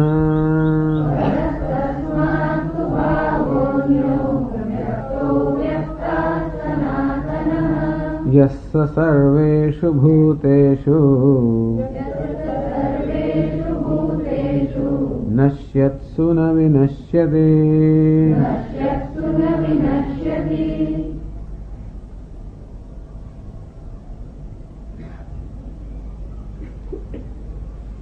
परस्तस्मात्तु भावः अन्यः अव्यक्तः अव्यक्तात् सनातनः। पहला भगवान ने समझाયું કે કેવી રીતે આ સર્વ પ્રાણીઓનો સમુદાય અર્થાત સમગ્ર જગત કેવી રીતે બ્રહ્માજી અર્થાત સર્જક જે છે જગતના સર્જક કેવું દરરોજ જેમની ઉત્પત્તિ થાય છે અને દરરોજ વળી પાછો લય થાય છે આ પ્રકારે ઉત્પત્તિ સ્થિતિ અને લયની પ્રક્રિયા સતત ચાલ્યા કરે છે। આમ જ્યાં પણ નજર કરીએ ત્યાં સતત આ પ્રકારની પ્રક્રિયા ચાલ્યા જ કરતી હોય છે। આને જ વિનાશ કહેવામાં આવે છે। જેનો જન્મ થયો એ હંમેશા જાણે કે વિનાશ તરફ યાત્રા કરતો હોય। આમ જગતના બધા જ પદાર્થો કારણ જેનો જન્મ થાય એનો વિનાશ થવાનો જ। અને અવ્યક્તા વ્યક્ત સર્વાહ પ્રભવંતી અહરાગમે બ્રહ્માજીનો દિવસ આવે એટલે આ બધી વ્યક્તિઓ અર્થાત આ બધા નામ રૂપનો જન્મ થતો ઉત્પત્તિ થતી હોય છે અને એમની રાત્રિ આવે એટલે વળી પાછો એમનો લય થતો હોય છે। આમ સમગ્ર જગત સતત ઉત્પત્તિ સ્થિતિ અને લયની પ્રક્રિયામાં જ વિદ્યમાન છે, વર્તમાન સતત એમાં જ ગૂંચવાયેલું છે। કોઈ વસ્તુ આ ઉત્પત્તિ સ્થિતિ લય કે પરિવર્તન કે વિકારથી મુક્ત નથી। એવું કેમ કહ્યું? એટલા જ માટે કે હે અર્જુન આ બધો વિકાર જે છે બધી પ્રવૃત્તિ ચાલી રહી છે બધું ફેરફાર કે પરિવર્તન થઈ રહ્યું છે ત્યારે પણ એક તત્વ એવું છે જે સર્વ પરિવર્તનથી રહિત છે। પરસ્તસ્માત તો ભાવો અન્ય અવ્યક્ત અવ્યક્તાત સનાતન।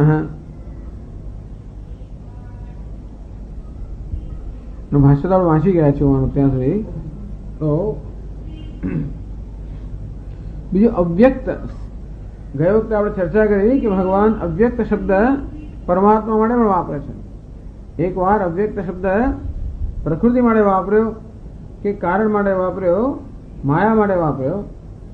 કારણ કે આ જગત જન્મ્યું છે, જગત જે અત્યારે આપણા ઇન્દ્રિયનો વિષય છે વ્યક્ત જગત છે એ સમય જન્મ્યું અવ્યક્ત કારણમાંથી।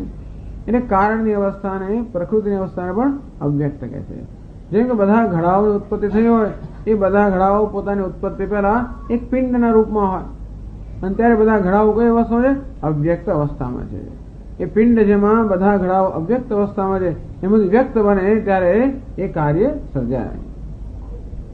તો ભગવાન કહે છે કે આ અવ્યક્ત કરતા પણ આમ જગતનું જે ઉપાદાન કારણ છે એના કરતા પણ એક વધારે ચઢિયાતું કે એનાથી પણ શ્રેષ્ઠ એનું પણ એક અધિષ્ઠાન રૂપી એક તત્વ છે। વ્યક્તિરિક્તત્વેપી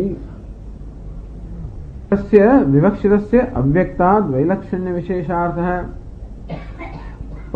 परः तस्मात्तु परंतु एना करता पण अव्यक्ता अव्यक्ता अर्थात पूर्वोक्तात् ભૂતગ્રામ બીજભૂતાત અવિદ્યાલક્ષણાત અવ્યક્તાત.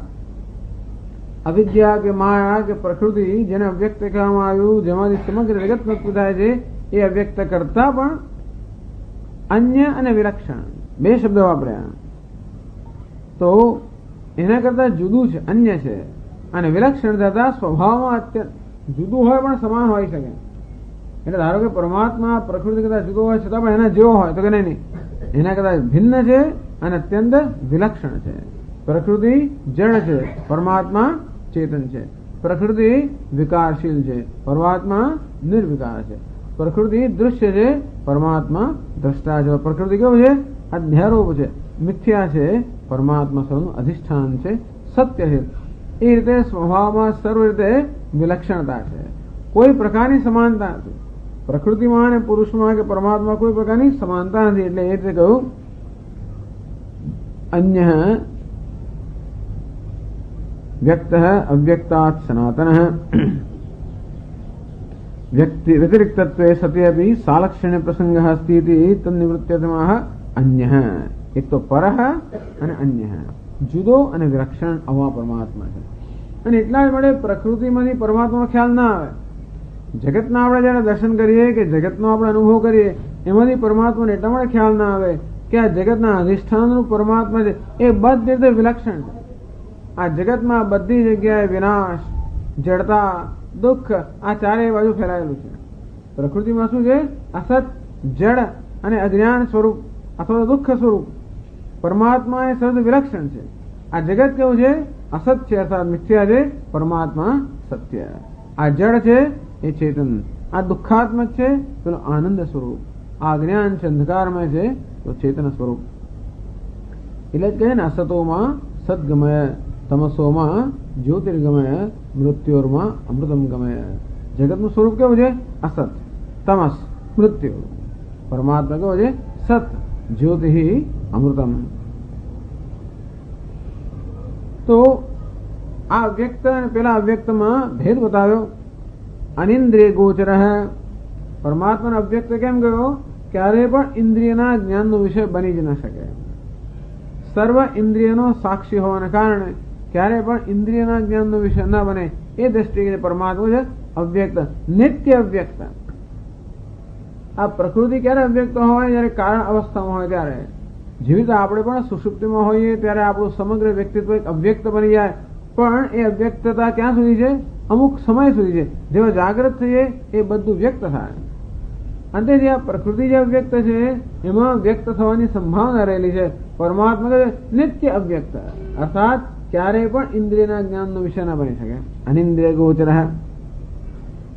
અવ્યક્તાત અવિદ્યાલક્ષણાત પરઃ. એ કેવું છે? સનાતન ચિરંતન. તો યસ્ સર્વેષુ ભૂતેષુ બ્રહ્માદિષુ નશ્યત્સુ ન વિનશ્યતિ. કે આ બધા પ્રાણીઓ સર્વનામ રૂપે વિનાશશીલ છે, પરિવર્તનશીલ છે. આ બધા વિનાશનો પરિવર્તનનો ખેલ જે ચાલી રહ્યો છે એ કયા અધિષ્ઠાન પર ચાલી રહ્યો છે? જે પોતે સર્વ વિનાશ, તે સર્વ વિનાશથી મુક્ત, પરિવર્તનથી મુક્ત, જે અવિનાશી છે, નિત્ય છે, કૂટસ્થ છે. બસ એવા પરમાત્મા પર સર્વ વિનાશનો પરિવર્તનનો ખેલ ચાલી રહ્યો છે. જેમ એરણ પર જેમ બધા અલંકારો ઘડાતા હોય, અલંકારમાં સતત પરિવર્તન થતું હોય, એના ઘાટમાં સતત ફેરફાર થતો હોય, અને જે એરણ પર આ અલંકાર ઘડાઈ રહ્યું છે એ એરણ કેવી છે? કોઈ પ્રકારના ફેરફાર વગરની. અંતે રીતે આ પરમાત્મા પેલો એરણ સમાન છે. આ સમગ્ર પરિવર્તનશીલ જગત જે અધિષ્ઠાન પર, જે પ્લેટફોર્મ પર આ પ્રકારનો ખેલ કરી રહ્યો છે એ પ્લેટફોર્મ કે અધિષ્ઠાન કેવું છે? અવિનાશી છે. એક બહુ મહાન વસ્તુ છે ને. નહીતર આપણને ક્યાંય પણ બધી જગ્યાએ આપણે નિરાશા જ જણાય છે. જ્યાં જોઈએ તો બધે નિરાશા, નિરાશા.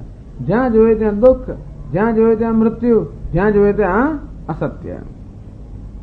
અને આપણને એમ લાગે જીવનમાં કશું છે જ નહીં, બસ આ જ છે.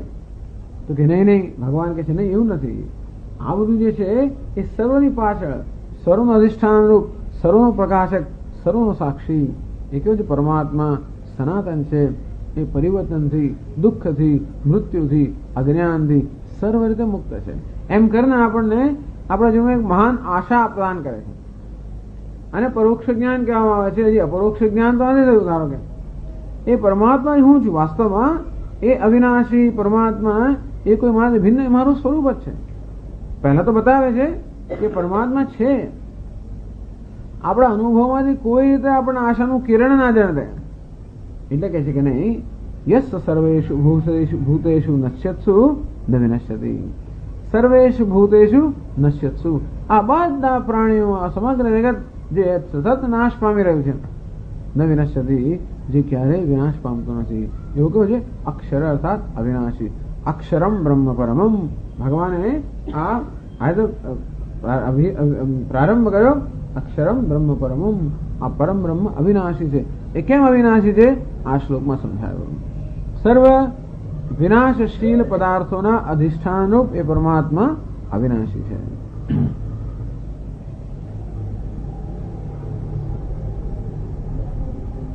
સર્વમિ વિનશ્યત વિકાર જાતમ પુરુષાંતમ વિનશ્યતિ. સતુ વિનાશ હેતુ અભાવાત ન વિનષ્ટુમર્હતિ. એ પુરુષમાં કે પરમાત્મામાં વિનાશ થયું કશું છે નહીં. આ બીજા બધા જગતના દરેક પદાર્થમાં વિનાશ થયું કશું રહેલું છે. શું રહ્યું છે? ઉપાધિ, જડતા, પ્રકૃતિ. એ પરમાત્મા જડતાથી પ્રકૃતિ મુક્ત હોવાને કારણે એમાં વિનાશ કે પરિવર્તનનો કોઈ પ્રકારનું કારણ જ નથી. અને તેથી એ અવિનાશી છે. યથોક્તે અવ્યક્ત ભાવે શ્રુતિ સંમતિ માહ. તો આ ભગવાન જે કહે છે કે આ પરમાત્મા અવિનાશી છે, એને માટે કઈ પ્રમાણ છે ખરું? તો ભગવાન હવે 21મા શ્લોકમાં શ્રુતિ સંમતિ અર્થાત શ્રુતિ એટલે કે વેદ, ઉપનિષદ પણ આ જ વસ્તુ કહે છે. એ પ્રકારે એની સંમતિ દર્શાવે છે. 21મા શ્લોકમાં કહે છે, અવ્યક્તોક્ષર ઇત્યુક્તઃ તમાહુઃ પરમાં ગતિમ યમ પ્રાપ્ય ન નિવર્તન્તે તદ્ધામ પરમં મમ.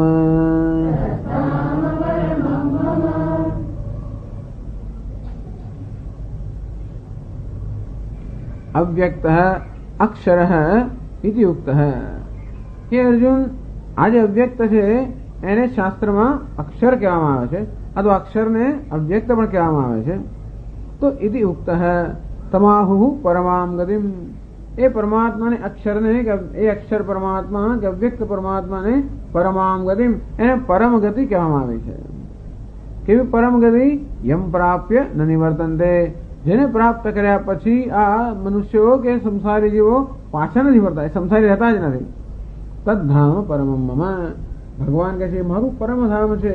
જેને પ્રાપ્ત કર્યા પછી જે જ્ઞાની પુરુષો ક્યારે પાછા ન ફરતા હોય એવું મારું જે પરમધામ છે, એને જ શાસ્ત્રમાં અક્ષર એવું કહેવામાં આવ્યું છે. તો ભગવાન કહે છે જેનો અહીંયા અવ્યક્ત એ રીતે અહીંયા જેનો નિર્દેશ કરવામાં આવ્યો એને શાસ્ત્રમાં અક્ષર કહે છે, અવિનાશી કહે છે. એ જ જીવનની પરાકાષ્ઠા છે, પરમ ગતિ છે.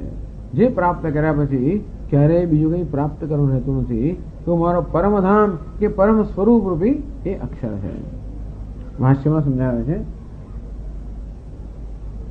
222 પાના પર 21મો શ્લોક.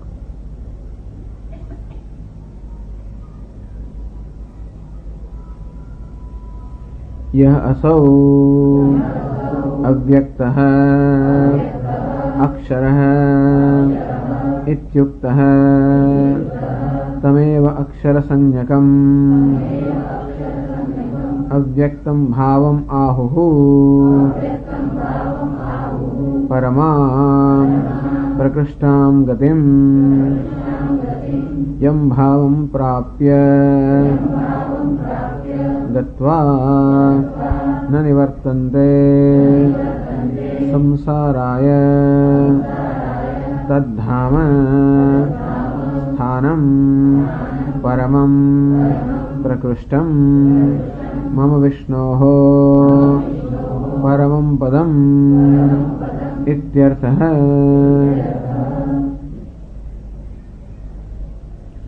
यह असौ अव्यक्त है. हे अर्जुन, आज अव्यक्त है. कयो अव्यक्त? यस सर्वेषु भूतेषु नश्यत्सु न विनश्यति. સર્વ પ્રાણી માત્ર કે સમગ્ર જગતના પદાર્થો સતત જ્યારે નાશ પામી રહ્યા હોય ત્યારે પણ જે નાશ નથી પામતો એવો એના અધિષ્ઠાનરૂપ જે અવ્યક્ત છે. કેમ અવ્યક્ત ગયો? ક્યારે પણ વ્યક્ત થતો નથી, ક્યારે પણ ઇન્દ્રિયનો વિષય બનતો નથી. સર્વ ઇન્દ્રિયોનો દ્રષ્ટા હોવાને કારણે દ્રષ્ટા ક્યારે પણ દૃશ્ય ન બની શકે. એ હંમેશા કેવો છે? નિત્ય દ્રષ્ટા. અંતેથી સર્વ ઇન્દ્રિયોનો પ્રકાશક સાક્ષી હોવાને કારણે ક્યારે પણ જે ઇન્દ્રિયના જ્ઞાનનો વિષય નથી અને ઇન્દ્રિયના જ્ઞાનનો વિષય તો આવશ્યકતા પણ નથી. સ્વયં પ્રકાશ હોવાને કારણે કોઈ ઇન્દ્રિયથી એને કંઈ જોવાની આવશ્યકતા પણ નથી. એ તો પોતાની સત્તામાં પ્રતિષ્ઠિત હોવાને કારણે વાસ્તવમાં તો જોવાનો સર્વ પ્રયત્ન જયારે છૂટી જાય ત્યારે એ સ્વયં પ્રકાશિત જ છે. જ્યાં સુધી મનુષ્ય પરમાત્માને પામવાનો પ્રયત્ન કરતો હોય, એને જોવાનો પ્રયત્ન કરતો હોય કે એને અનુભવવાનો પ્રયત્ન કરતો હોય ત્યાં જાણે કે દૂર ને દૂર રહેતો હોય. એ પ્રયત્ન પણ ત્યાગ કરવામાં સર્વધર્માન પરિત ભગવાન એ પણ છોડી દેવાનો. મને જોવાનો, સાંભળવાનો, અનુભવવાનો એ પ્રયત્ન પણ છોડી દેવાનો. અને ત્યારે એ પરમાત્મા એક અદ્વિતીય સ્વયં પ્રકાશ છે. અંતેથી એને કોઈ જોવાની કે સાંભળવાની એવી પ્રવૃત્તિ કરવાની આવશ્યકતા નથી. એમ પણ અવ્યક્ત શબ્દથી એ પણ કહેવામાં આવે છે કે આવી કોઈ આવશ્યકતા નથી કે એને જોવો જોઈએ અને અનુભવ જોઈએ, કારણ કે એ તો અનુભવનો જ વિષય છે, અર્થાત અનુભવ સ્વરૂપ છે. એ જ જ્ઞાન સ્વરૂપ હોવાને કારણે મારું પોતાનું જ સ્વરૂપ છે, હું જ છે. તેથી એને જોવાની કે અનુભવવાની એવી કોઈ એવો પ્રયત્નની આવશ્યકતા નથી.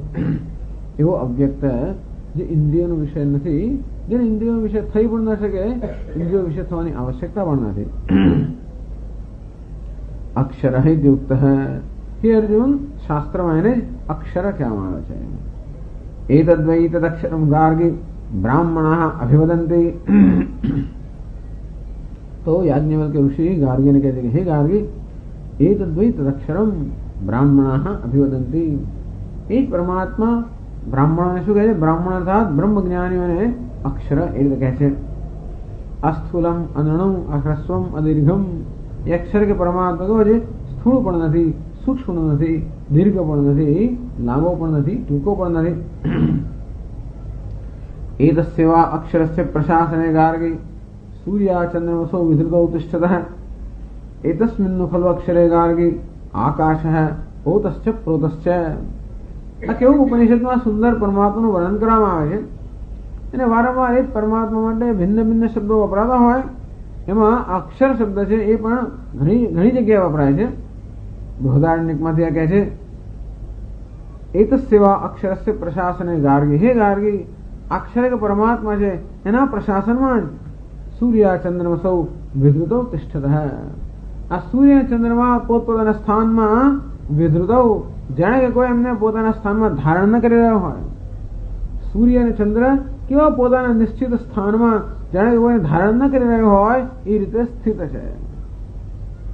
દ્યાવા પૃથિવ્યૌ, આ પૃથ્વીને સ્વર્ગ પણ પોતપોતાના સ્થાનમાં સ્થિર છે. કોણ એમને ત્યાં ધારણ કરે? કોઈ એને ધારણ કરી રહ્યો છે.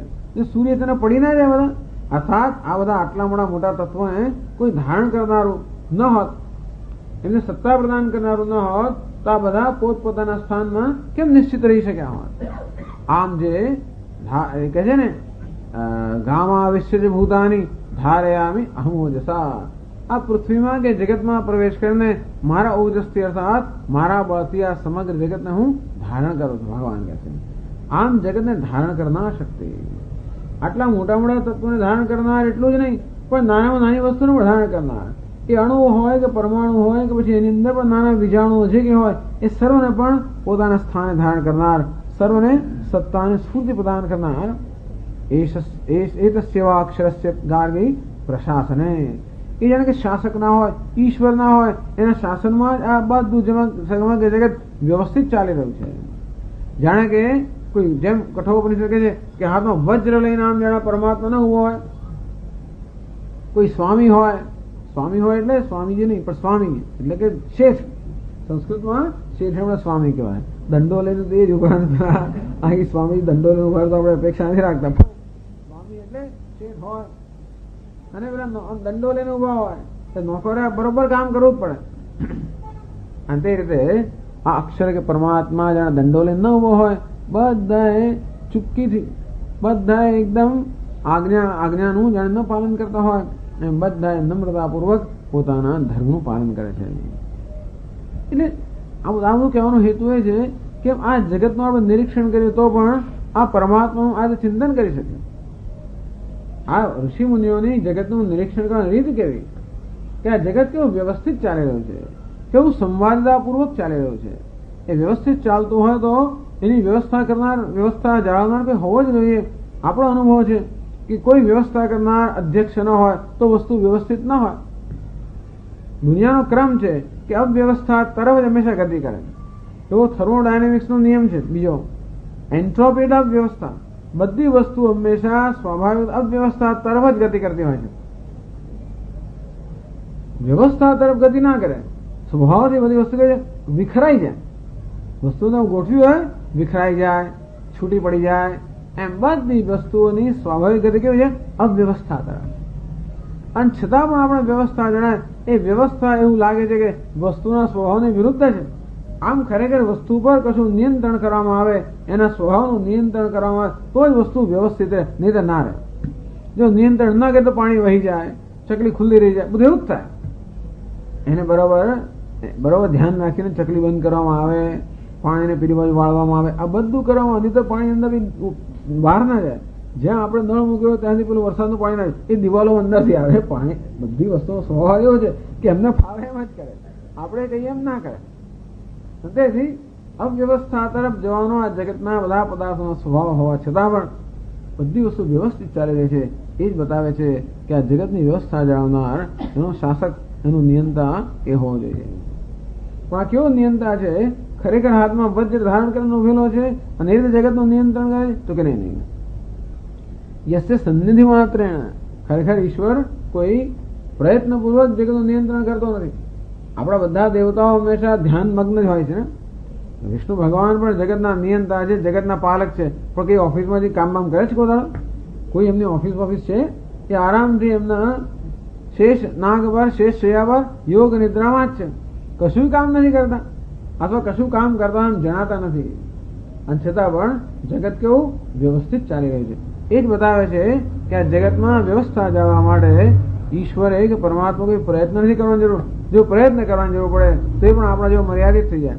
અમારા સ્વામીજી કહે તો પછી ભગવાન પણ ઇઝ લાઈક માય અંકલ, અર્થાત એ કઈ મારા કાકા તો મારા કરતા બહુ મોટા છે અને બહુ શક્તિશાળી છે અને હું કદાચ અલ્પ છું, પણ છતાં ખાલી થોડોક જ એમાં તફાવત છે. બાકી મારા કાકા એ સંસારી અને હું સંસારી. એમ ઈશ્વર પણ જો આ બધા સૂર્ય, ચંદ્ર, અગ્નિ, તારાઓને વ્યવસ્થામાં રાખવા એને પણ આમાં સવારથી સાંજ જોઈએ હાંફળો થઈ જતો હોય તો પછી એ પણ કેવો મોટો સંસારી. આપણે આટલું ઘરની વ્યવસ્થા કરવામાં આપણે જો હાર્ટ એટેક ને બ્લડ પ્રેશર થઈ જતું હોય તો આ જગતની વ્યવસ્થા કરવાને શું થઈ જાય? એને કશું થતું નથી. એ જ બતાવે છે કે એની સન્નિધિ માત્રથી જ આ બધું વ્યવસ્થિત છે. અર્થાત ઈશ્વર કેવો છે? અધિષ્ઠાન સ્વરૂપ છે. અને જેવી રીતે લોહ ચુંબકની સન્નિધિથી કેવા પેલા લોખંડના ટુકડાઓમાં ગતિ આવે, એ વીજળીની સન્નિધિથી આ પંખા વગેરે ફરે, કેવી સૂર્યની સન્નિધિથી આ સમગ્ર જગતમાં કાર્ય થાય, એમ ઈશ્વરની સન્નિધિથી આ સમગ્ર જગતની આ બધી પ્રક્રિયાઓ વ્યવસ્થિત ચાલ્યા કરે છે. એ તસ્મિન્નું ખલુ અક્ષરે ગાર્ગી આકાશ ઓતશ્ચ પ્રોતશ્ચ. હે ગાર્ગી, આકાશની અંદર પણ આ વ્યાપ્ત છે, અર્થાત આકાશ પણ એના પર અધ્યારોપિત છે. આ સમગ્ર જગત એના પર અધ્યારોપિત છે. અંદરથી એ કેવું છે? અધિષ્ઠાન સ્વરૂપ. આ રજ્જુ કેવું છે? અધિષ્ઠાન છે. સર્પ કેવું છે? અધ્યારોપિત છે. અંદરથી સર્પનું નિયંત્રણ કોણ કરે છે? રજ્જુ કરે છે. સર્પ ક્યાં હોય? જ્યાં દોરડું હોય ત્યાં જ. બીજી હોવાની સ્વતંત્રતા સર્પને નથી. જ્યાં હોય દોરડું ત્યાં જ સાપ, એટલે ભ્રમ સાપ. સાપ એટલે રજ્જુ સર્પ. સર્પની લંબાઈ કેટલી હોઈ શકે? જેટલી દોરડાની હોય એટલી જ. સર્પની વધારે લંબાઈ ના હોઈ શકે. અને સર્પમાં કયા વળાંક હોઈ શકે? જે પ્રકારના વળાંક દોરડામાં છે. આમ સર્પનું સર્વતે નિયંત્રણ કોણ કરે છે? રજ્જુ. પણ એ રજ્જુ કે દોરડાએ સર્પનું નિયંત્રણ કરવાનો શું પ્રયત્ન કરવો પડે? કોઈ નહીં, સ્વાભાવિક રીતે. અંતે રીતે ઈશ્વર સ્વભાવથી જ જગતનું, એટલે એની સન્નિધિ માત્રથી જગત કેવું છે? વ્યવસ્થિત. ખરેખર તો ઈશ્વરનું સારામાં સારું રૂપ કયું? તો કે શ્રી કૃષ્ણ. કોઈ શસ્ત્ર એ ધારણ નથી કરતા. બીજા બધા લોકો કશું ને કશું ધારણ કર્યા જ કરતા હોય. અને તેથી ધનુષ બાણે ધારણ કરે છે રામજી. વિષ્ણુ ભગવાન તો શંખ, ચક્ર, ગદા, પદ્મ. અને પછી આગળ જાઓ એટલે ભગવાન શંકરના 10 હાથ હોય ને કાર્તિકેયના 12 હાથ હોય અને દેવીના તો 18 હાથ હોય. બધા જાત જાતના શસ્ત્રો આમ જોઈને પણ ડર લાગે. એટલે ભગવાન એ પણ એક બરોબર છે, પણ ભગવાનનું શ્રેષ્ઠ કયું રૂપ તો કે શ્રી કૃષ્ણ. એમના હાથમાં કોઈ શસ્ત્ર નથી. શું છે? વાંસળી, સંગીત, એટલે કે પ્રેમ કે આનંદ. ખરેખર પરમાત્મા છે પ્રેમ સ્વરૂપ છે, આનંદ સ્વરૂપ છે, અને એનાથી જે નિયંત્રણ થાય એ કશાથી ના થાય. ખરેખર જો નિયંત્રણ કરવું હોય, શ્રેષ્ઠ નિયંત્રણ છે થાય પ્રેમથી જ થાય. તેથી એ અધિષ્ઠાન કેવો છે? પ્રેમ કે આનંદ સ્વરૂપ છે. અને એટલા માટે નિયંત્રિત થાય એ લાગે પણ એમાં નિયંત્રિત થયા છે. નહીં તો જો એને શ્રેષ્ઠ નિયંત્રણ કહેવાય, જો નિયંત્રિત ને લાગે જ નહીં કે નિયંત્રિત થઈએ. નહીં તો ક્યારેક બળવો પોકારે. જો કંઈક પ્રયત્નપૂર્વક નિયંત્રણ થતું હોય અથવા ઈચ્છા વિરુદ્ધ નિયંત્રણ થતું હોય તો જરૂર વસ્તુ બળવો પોકારવાની. પણ કોઈ જગતમાં બળવો પોકારતો નથી. બધા વ્યવસ્થિત ને આનંદમાં છે. સમગ્ર જગત એ આપણા હિન્દુસ્તાની મનુષ્યો સિવાય મનુષ્ય સિવાયની સૃષ્ટિમાં જુઓ તો બધે શું છે? આનંદ છે, કોઈ દુઃખ નથી. આ જગત કુદરત કેવી છે? એકદમ સંવાદિત છે. એક માણસ જ એવો છે જે અજ્ઞાનને કારણે અને એના અહંકારને કારણે બધું દુઃખ ઉત્પન્ન કરવા શક્તિમાન છે. એ સિવાય દુનિયા બધી વ્યવસ્થિત છે, સંવાદિત છે. એ જ બતાવે છે. ક્યાંય પણ એવું નથી કે અમારે અહીંયા ઝંડા લઈને ફરવું પડે. રોજ જે સવાર પડે એક આજે કામદારો ઝંડો ઉઠાવે ને કાલે સ્ત્રીઓ ઝંડો ઉઠાવે ને પરમ દાડા મેનેજરો ઝંડો ઉઠાવે. દરેક દરેક અમારો પણ નિયંત્રણ થાય છે, નિયંત્રણ થાય. પરંતુ ખરેખર આ જગત કોઈ પ્રકારના નિયંત્રણના પ્રયત્ન વગર જ ચાલે રહ્યું. એ જ બતાવે છે કે આપણે આપણા સ્વભાવથી કેટલા વિમુખ થઈ ગયા છે. જેટલું દુઃખ કે શોક થાય એટલી જ આપણા સ્વભાવથી વિમુખ થાય. જ્યાં સ્વાભાવિક જીવન છે ત્યાં હંમેશા કેવું છે? સુમેળ છે, સંવાદિતા છે. આ કુદરત કેવી છે? સતત સંવાદિત છે. તો આવો સંવાદિત સ્વરૂપ એટલે કે એ જ પ્રેમ સ્વરૂપ કે આનંદ સ્વરૂપ એ પરમાત્મા એ સમગ્ર જગતનું અધિષ્ઠાન છે. એટલે અવ્યક્ત અક્ષર ઉક્ત. હે અર્જુન, એવો સૌ અવ્યક્ત. આજ અવ્યક્ત છે અક્ષર ઉક્ત. એને જ શાસ્ત્રમાં અક્ષર એ તો કહેવામાં આવ્યો છે. તમેવ અક્ષર સંજ્ઞકમ અવ્યક્તમ ભાવમ આહુહુ તમ આહુહુ પરમામ ગતિમ. તમ અક્ષરમ, આ જ અક્ષર છે. અક્ષર એટલે અવિનાશી. નક્ષરતી ઇતિ અક્ષર. જેનો ક્ષર થતો નથી, અર્થાત જેનો ક્ષય થતો નથી, જેમાં કોઈ પ્રકાર જેનો નાશ થતો નથી કહેવાય અક્ષર. અથવા અશ્નુતે ઇતિ અક્ષર, જે સર્વવ્યાપી છે. સર્વવ્યાપી છે એને પણ અક્ષર કહેવાય. તમ આહુ પરમામ ગતિમ. કે હે અર્જુન, એ અક્ષરને એ પરમાત્માને પરમ ગતિ કહેવામાં આવી છે. પરમ ગતિ પુરુષાન્ન પરમ કિંચિત સા કાષ્ઠા સા પરાગત. અક્ષર શબ્દ તો મંડકોપનિષદમાં પણ આવે છે. સહ યેનાક્ષરમ પુરુષમ વેદ સત્યમ પ્રોવાચતામ તત્વતો બ્રહ્મ વિદ્યામ. એમ અક્ષર તો યેન અક્ષરમ પુરુષમ વેદ સત્યમ. ત્યાં આગળ મુંડકોપનિષદમાં